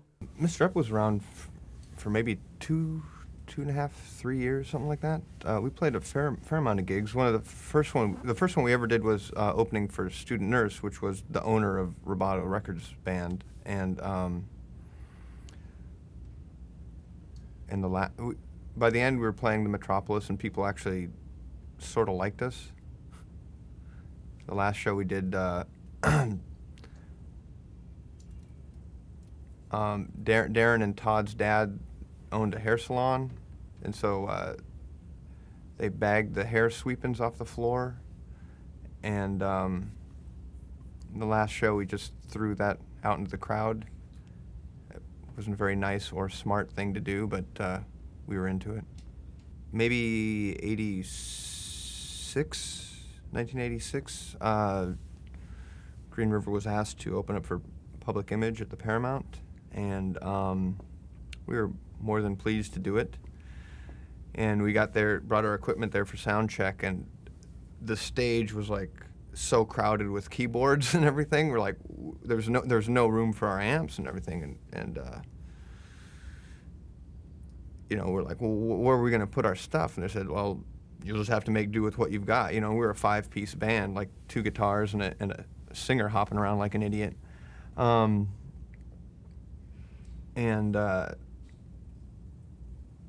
Basically told the roadies that, well, you better move this stuff or we can't like guarantee this stuff isn't going to be broken. so they kind of did. And, but you know, there's like X marks the spots for like where everything was. And right in front of like the mic in the center was this like piece of paper that said, JL's mic. You know? So I took a Sharpie and crossed out JL and wrote MA. And, you know, just sort of this really bad vibe that we were getting from PIL, which we beforehand imagined would be like kind of cool people, but this real like heavy rock star kind of trip like really started to work on us. Sorry. Let's just pick up at the Paramount there Okay, again. When you so I think I was saying PIL's heavy rock star vibe or trip had just kind of rubbed us the wrong way. And, well, before they left, you know, they went back to their hotels or whatever, Johnny was just bitching about there not being a lazy boy in his room, which was like, what, 6 flights up. I don't even know how they would have gotten a lazy boy up there, but apparently like this specific type of lazy boy was in his rider and it had to be like backstage wherever he was. So we're just like, oh my God, whatever. And we just spent the whole time there while they were at their hotel drinking their beer.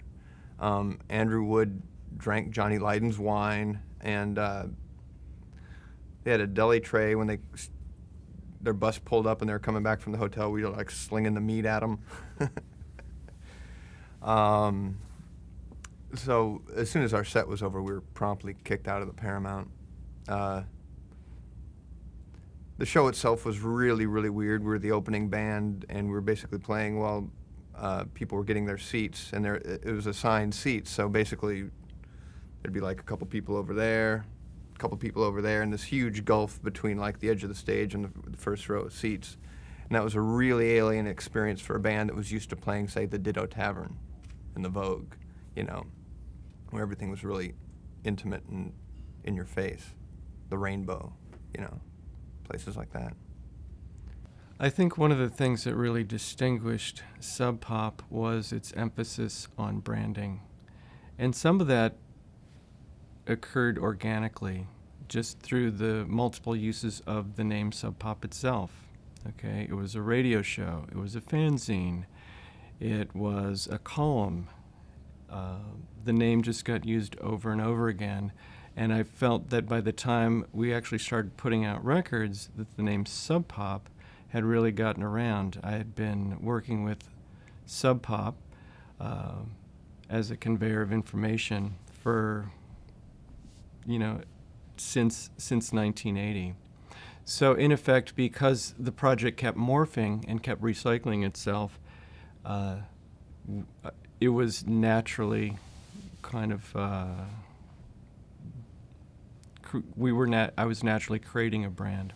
Over and above that, when we started putting out the records, I was very conscious of the success of labels like Factory and 4AD that had a very specific look, had a very specific sound, and I thought that was a more mature way to approach putting out records. And I wasn't really seeing that in a lot of what was going on in the American underground. SST had one gentleman, Spot, who did most of their recordings. Raymond Pettibone, the illustrator, did a lot of their covers. So they had they had kind of a focus and a feel for what they were doing. And in Sub Pop's case, with the photography of Charles Peterson and to a lesser extent Michael Levine in New York, we had a look, and we worked with real simple sans serif typeface. So there was a real emphasis on giving focus to the graphics and maintaining a certain uniformity with the sound through the production of Jack and Dino. And I thought that was key as far as establishing a label identity. In addition to all that, Jonathan and I had a particular philosophy that was very anti-punk, and that was we would do interviews with anybody, and the idea was to get the name Sub Pop out there in any way we could. And there were a lot of labels or artists who wouldn't think of like doing an interview for the Costco newsletter, but we would do that, or NPR wants to do an interview, great. So we had this philosophy that we would never turn down an interview for any reason for anybody, and we wanted the name Sub Pop to just permeate the culture. Yeah, Bruce Pavitt was a connoisseur of music history, and he really saw that the label needed sort of an identity and a branding to sort of make it more than it was, to maybe even go beyond labels such as Homestead or Touch and Go, and you know, he wanted it to be a regional thing yet have farther reach than that. And he saw the need for a cohesive producer, for a cohesive design, and for photography. He wanted to see sort of a cohesive style of photography on the record sleeves. So it was about with Sub Pop 200 that all gelled for good. When he had the idea of let's put out a triple box set, which was unheard of at the time. You know, I mean, I think the only thing that had come before that was like the Clash's Sandinista, you know, which was in the industry considered pretty much a failure. So it's like, let's put out a triple box set and put a 16-page booklet in it. And I was like, great, you know, because that was going to be 16 pages of my photographs. And it worked.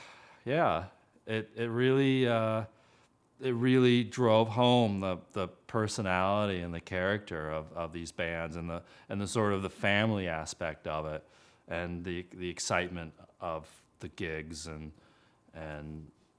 so yeah, that's kind of really when it first came together. And this was what, 88? I'd already been recording my own band in this other studio. I'd already been working with Green River. Kim Thiel was my neighbor, actually. You know, we'd jam in my basement with my little 4-track machine. This was all before I started working at Reciprocal Recording when it opened. So when I started working at this 8-track studio it was July of 1986, actually. July 1st was the opening day. Some of my very first clients, right within the first couple of months, were Soundgarden and Green River, and of course my own band. So I was already recording these bands before there was any talk of a Sub Pop label. At that point, Bruce Pavitt was running a fanzine in Olympia, and actually he was writing a guest column in the Rocket magazine called the Sub Pop column. It was in the back, and it was just reviews of interesting indie records that had come out, not necessarily from the Northwest. It was just anything. And John Poneman was, I believe, working at KCMU, and also working freelance as a show promoter, putting shows on in various venues. And that's all right. They will tell you the story of Sub Pop much more than I can, because from my standpoint, I was already working with a lot of the bands who ended up on Sub Pop. And in fact, some of the recordings were made before there was a Sub Pop. We were already working on the Green River recordings that became Dry as a Bone. We were already working on the recordings that became Screaming Life. I had already been recording the Thrown Ups, who sort of were kind of Steve Turner's stepping back into the music scene after having been out of Green River for a few years, and that sort of indirectly led to Mudhoney a little later.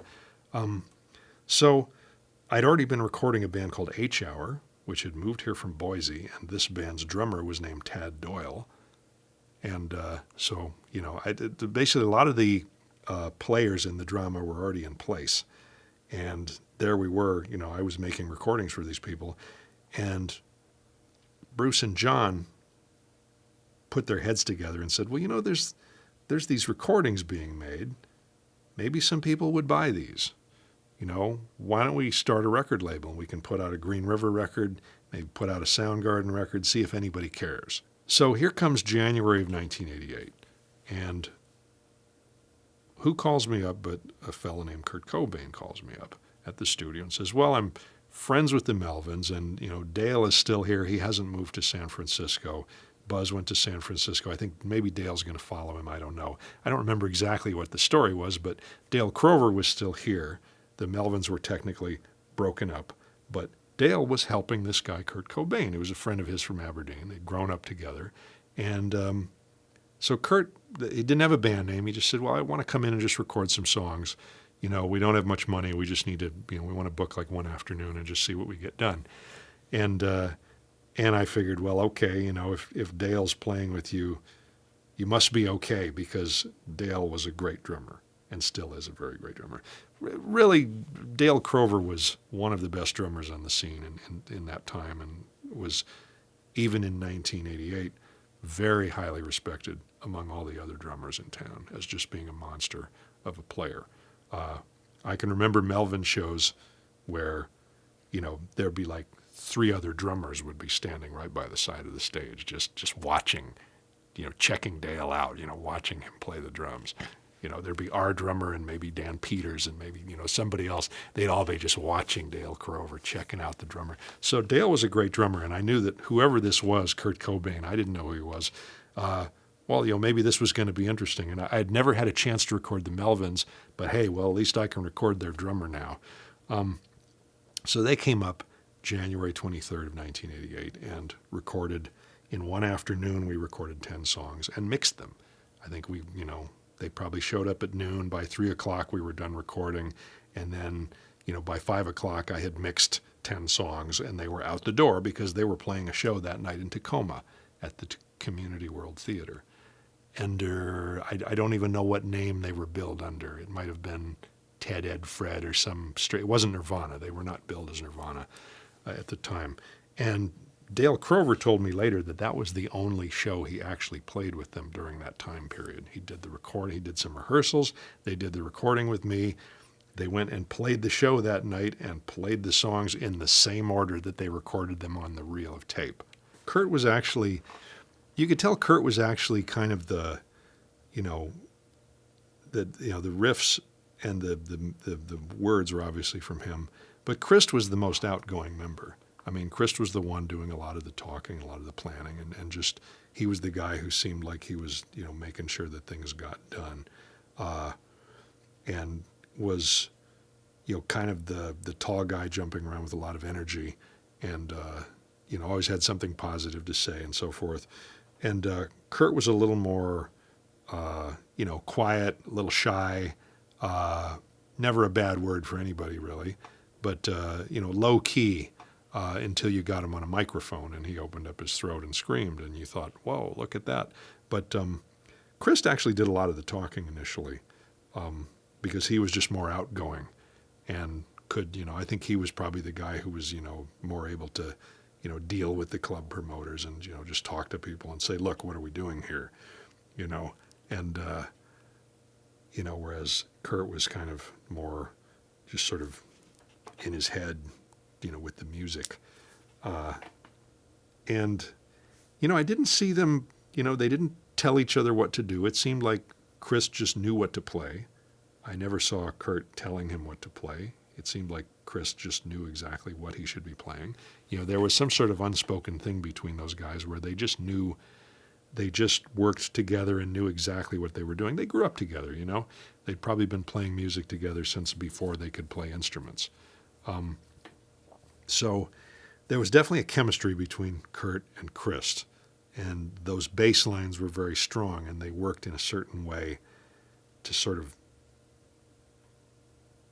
pull it all together. I mean, if you take those bass lines away, you just have a bunch of guitar riffs. You put those bass lines on it and you have Nirvana. So at the same time, without that voice, you would just have, you know, a hard rock band doing a vaguely 70s inspired riff rock. You put that voice on it and it's, what is it? Is it punk rock? Is it the Beatles? What is it exactly? You don't know. The interesting thing is that the voice was not following the guitar riffs. The melodies were independent of the guitar riffing and independent of the bass lines. Even from the very earliest material, Kurt had a sense of melody that was completely separate from, like it was basically counter melodies, entirely separate from the riffs that he was playing, which was not that common in the underground bands and certainly very rare in the punk bands. In fact, any kind of melody was not that common among the bands I was working with in those days. So it sort of stood out to me as like, okay, they're going the extra mile here. Even though they can barely play their instruments yet, there's something conceptually here. These guys are on the right track. The motorsports show was really exciting, even in the making and in the weeks building up to it, because there was talk about this show where you'd have the Dwarves, the Derelicts, the Melvins, and Nirvana playing at this show, and Nirvana were headlining, which was, we were all a little bit surprised that they had moved into that position. But at the same time, around that period of time, Sliver had come out, and it was a single that had a few other songs on it, and one in particular was called Dive. And I remember recording it onto a cassette and playing it in my old station wagon as I drive around town. And I kind of couldn't get over how great these songs were, even compared to Bleach. I thought that they were moving into some places as a band that it just wasn't even like Seattle anymore, what they were up to. So I was excited to go see the show. And I remember when the day came around, I went down there, and again, the venue was so unlike things we were seeing in Seattle at that time. I mean, we were going to a lot of shows in like the Vogue and the Color Box and the Central, and now this is an old auto body shop, similar to kind of what like I experienced in Spokane. And it's got all these old broken out windows, and it was really a big crowd in there. It was a pretty good sized place, but a lot of broken bottles, kids sitting around in the doorway, blood, it didn't feel like downtown Seattle. It felt really rough. Nirvana was headlining the show, and that was something I felt like they're finally getting the credit that they deserved for how good of a band they were. But then they delivered the goods too. I mean, you went in there and they came out with these songs. You were hearing these Nevermind songs for the very, very first time and hearing them in a live setting. And I mean, I just remember being airborne most of the show and just jumping up and down and dancing and just thinking, this is the greatest show ever. And then after the show, I remember walking home just thinking, they're too good. They're going to break up. There's this band, this band they should be on the top, this is probably one of the best bands in America right now. And I felt like it was like seeing a young Springsteen or Prince or something, one of these young geniuses that you see that, in their prime, which I'd only ever imagined. But I really felt that way about Kurt, like he was this incredible talent. And I thought it's just terrible because in America right now, this stuff will never fly. It'll never get big. It can never break through what's going on right now. And so I remember walking home just thinking, this will be one of these bands we talked about that, came and went. I remember the first Skin Yard tour I did, which I think was in 1990. It was before 1,000 Smiling Knuckles came out in 91. We had, our per diem was $5 a day, and we didn't get paid a salary. We made enough money to pay for the gas for the van and $5 a day per band member, and we had one crew guy to eat. And you could kind of do it back then. You had to be real careful what you bought. But we all had day jobs, so we always brought a little bit of our own money to fill in the gaps. Usually you'd play a show, and you'd go do an interview at the local college radio station and talk about your show, and then you'd play that night, usually at a little nightclub, or sometimes it was. A couple times we played like Grange halls, and just sort of wherever the local promoter could put on this indie show, and over the course of that one day, you would meet the program director at the college radio station, you'd meet the promoter, you'd meet their friends, and you just kind of find out where you could spend the night that night. We were always staying at somebody's house, sleeping on the floor, in sleeping bags, and sometimes if you hadn't met anybody that had a place for you to stay, you'd say that at the end of the night after you'd played your set. You'd say like, "Hey, we need a place to stay tonight." And then, there's 10 people would come up and offer you their home to stay. And that's what I liked about that indie punk rock time, was that no matter where you went, in a strange city where you didn't know anybody, there's a community that was just really happy that you were there playing a show and would give you a place to stay. Skinyard had played shows with Nirvana before I was in the band, and then when I joined the band, there were two events that I remember. One was Skinyard was playing a show in San Francisco at this place called the I-Beam, which was, this big cavernous, rock club right on Haight-Ashbury in San Francisco. And we got there a day early, and Kurt and Chris from Nirvana were in town to go see this drummer that they were going to audition for the band. So we all met up. I think it was me and Jack and Ben McMillan, two or three of us from Skinyard met Kurt and Chris from Nirvana at the I-Beam to go see this punk band called Scream, whose drummer was Dave Grohl. And they said, "Yeah, we're just checking out this drummer. I think we're gonna audition him for the band." So this would have been in, I think it would have been in early 1990, I think, probably. And so there was nobody in the club. I mean, there's maybe 25, 30 people and us. And, Dave was just a monster on the drums. And we all said, "I think that's your audition. You should probably get him in your band before somebody else does." The thing that's special to me about Nirvana is that they reminded me that anything can happen in music, that the dark horse can come out of left field and change the geography of music at a worldwide level, can change it fairly instantly. I think we've all been waiting for the next Nirvana to come along for about 20 years now. And I remember, a few years after Kurt's death, when people started reflecting on this, people would say, "Oh, the next Nirvana, they're some kids practicing in a basement right now, and, they're gonna emerge one of these days and do the same thing that Nirvana did." But I haven't seen it yet. Nothing on that scale. Although, the other thing to remember is that Nirvana couldn't have done what they did if they didn't have the whole Seattle music scene behind it, creating, everybody working together to create, this scene, this community, which they came out of and which they spearheaded. But had that not come first, I don't think, it's kind of a chicken or the egg thing. I don't think you could have had the success Nirvana had without, what Seattle did prior to that. Conversely, what Nirvana did put the spotlight back on Seattle and let Seattle grow, to much bigger heights than it could have without Nirvana. I think partly it's the weather, because people just hang out. There's another thing that I noticed here in Seattle is the houses have basements, and I think that is kind of conducive to staying indoors. If it's rainy outside, playing your guitar, having some friends over, jamming, maybe writing some tunes. Mm-hmm. I mean, that's the impression I got, and it kind of fit with my mindset at the time, because in a way I was I wanted to get away from that whole 70-degree weather 12 months out of the year. I know it's insane to hear people, especially from people up here. It was I wanted some seasons or something. I don't know.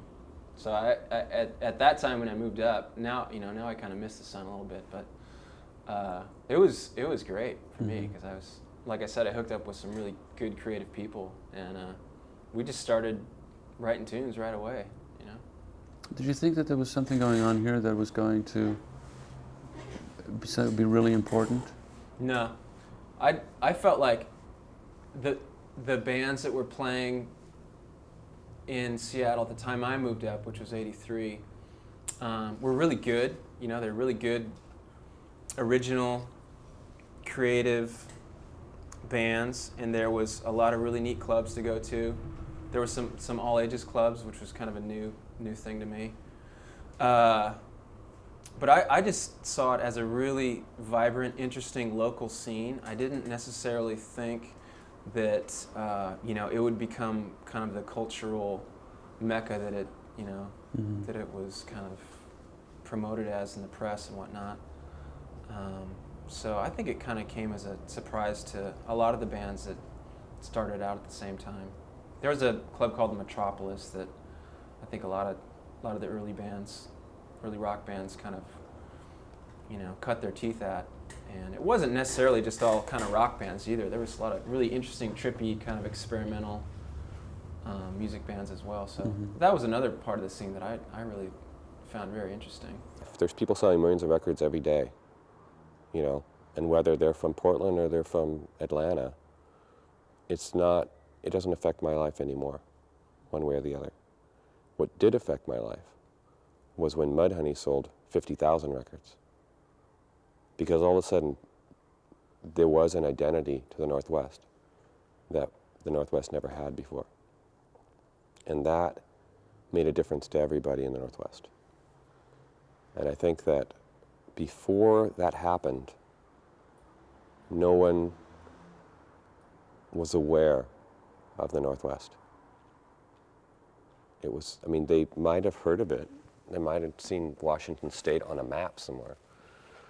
But it never would occur to them that it was a place where something could happen.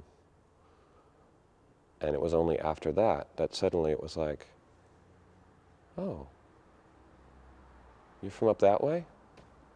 Oh, I better listen to that. And that's where there was an effect. And it didn't mean that we sold any more records or anything.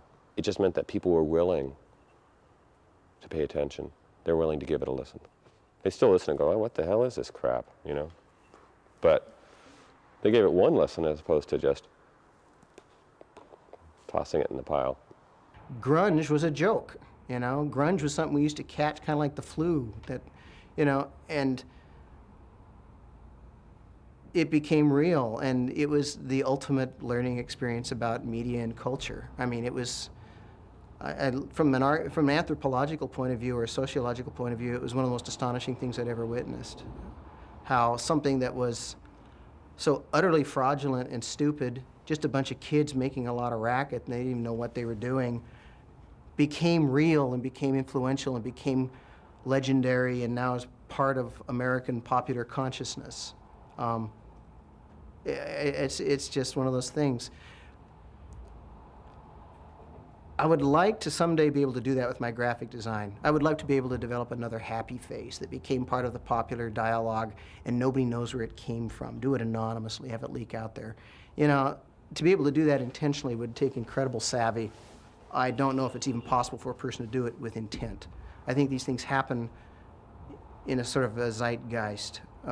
There's a dialogue that happens in our culture. It's almost Jungian, and it's like this unconscious dialogue that happens among people.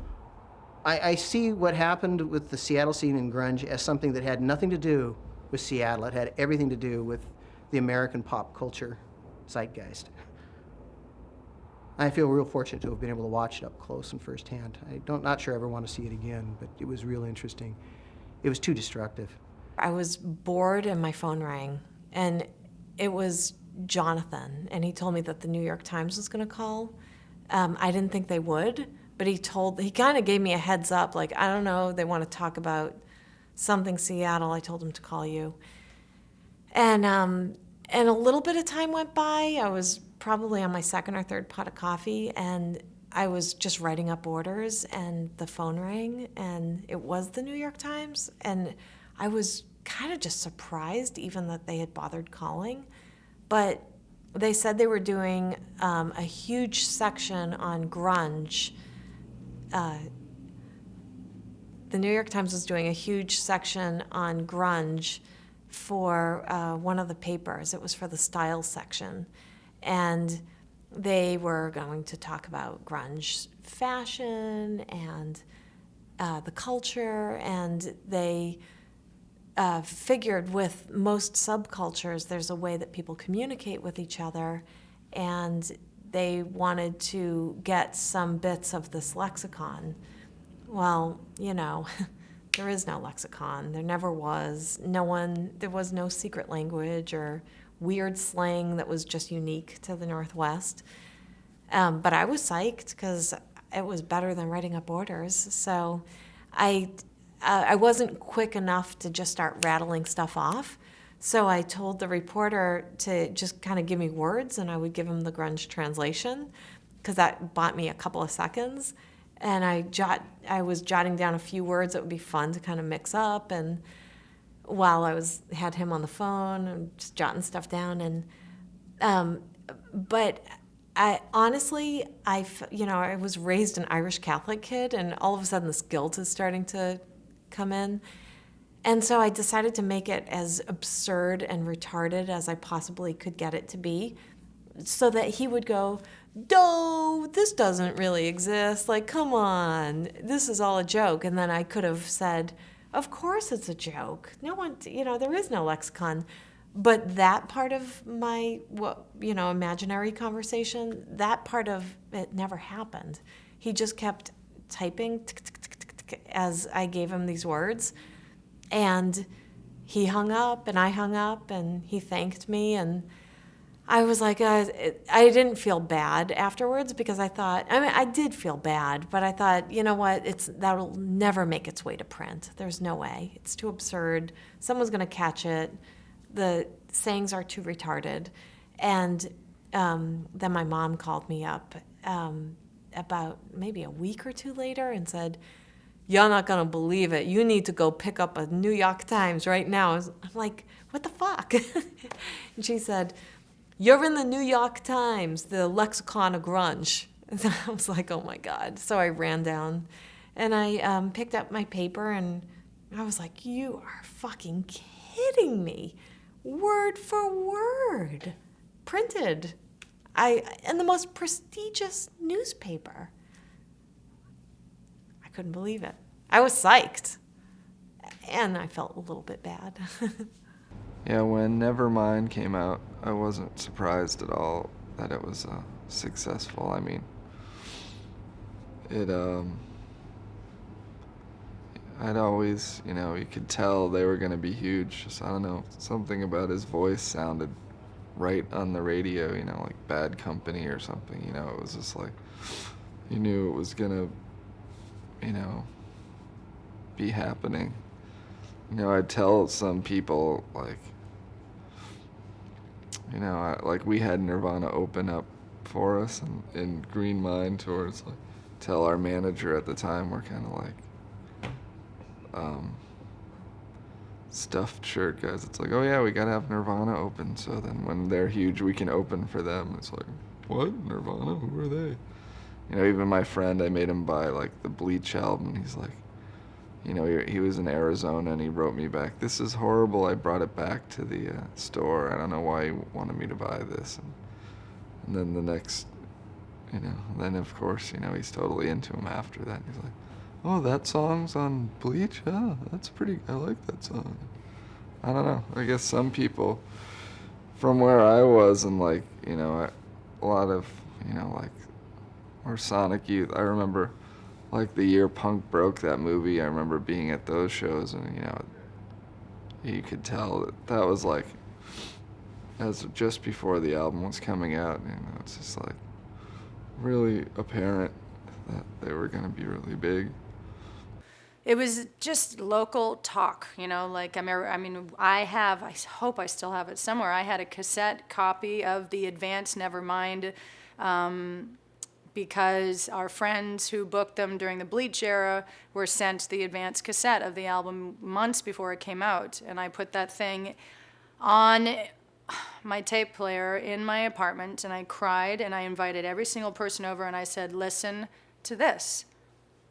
The world has changed. We are going to experience a new life changed at that moment. I heard it in the songs, and I played it on auto reverse for an entire week at my DJ job. I just had an auto reverse cassette. I was like, nobody's going to listen to anything except for this record, because now the world has changed. No, everyone in my world remembers that I made people come over, sit in front of my tape deck, and shut up for 1 hour. Like, sit here and experience what's experienced. You can't tell me this isn't going to change the world. And I heard, and I didn't have any like record people telling me that. I didn't have, I had my promoter friends who handed me the copy of the cassette to say, like, you're a DJ, listen to this, it's amazing.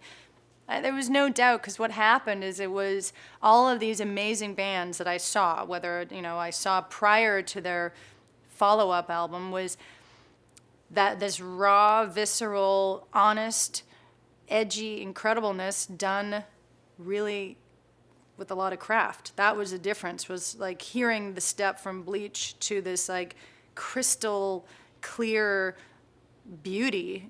So like the whole thing of like, it was just such like a brain fuck to hear something so raw and so real done so high class. It was a weird feeling, because none of the bands except for in the 80s, like for me, the Smiths and the Cure, those are not mainstream, although I guess they are now in history. But at the time, I mean, yes, they were a little slicker because New Wave had chorus guitars and it was more jangly. But as far as I didn't like slick music, but I did love everything that came out of Sub Pop and Touch and Go. And then all of a sudden, one of these bands steps out with this really polished version. And I definitely didn't know on an intellectual level, like, this means everyone's going to love it. I just meant on a musical level that, whoa, they just set the bar so much higher now.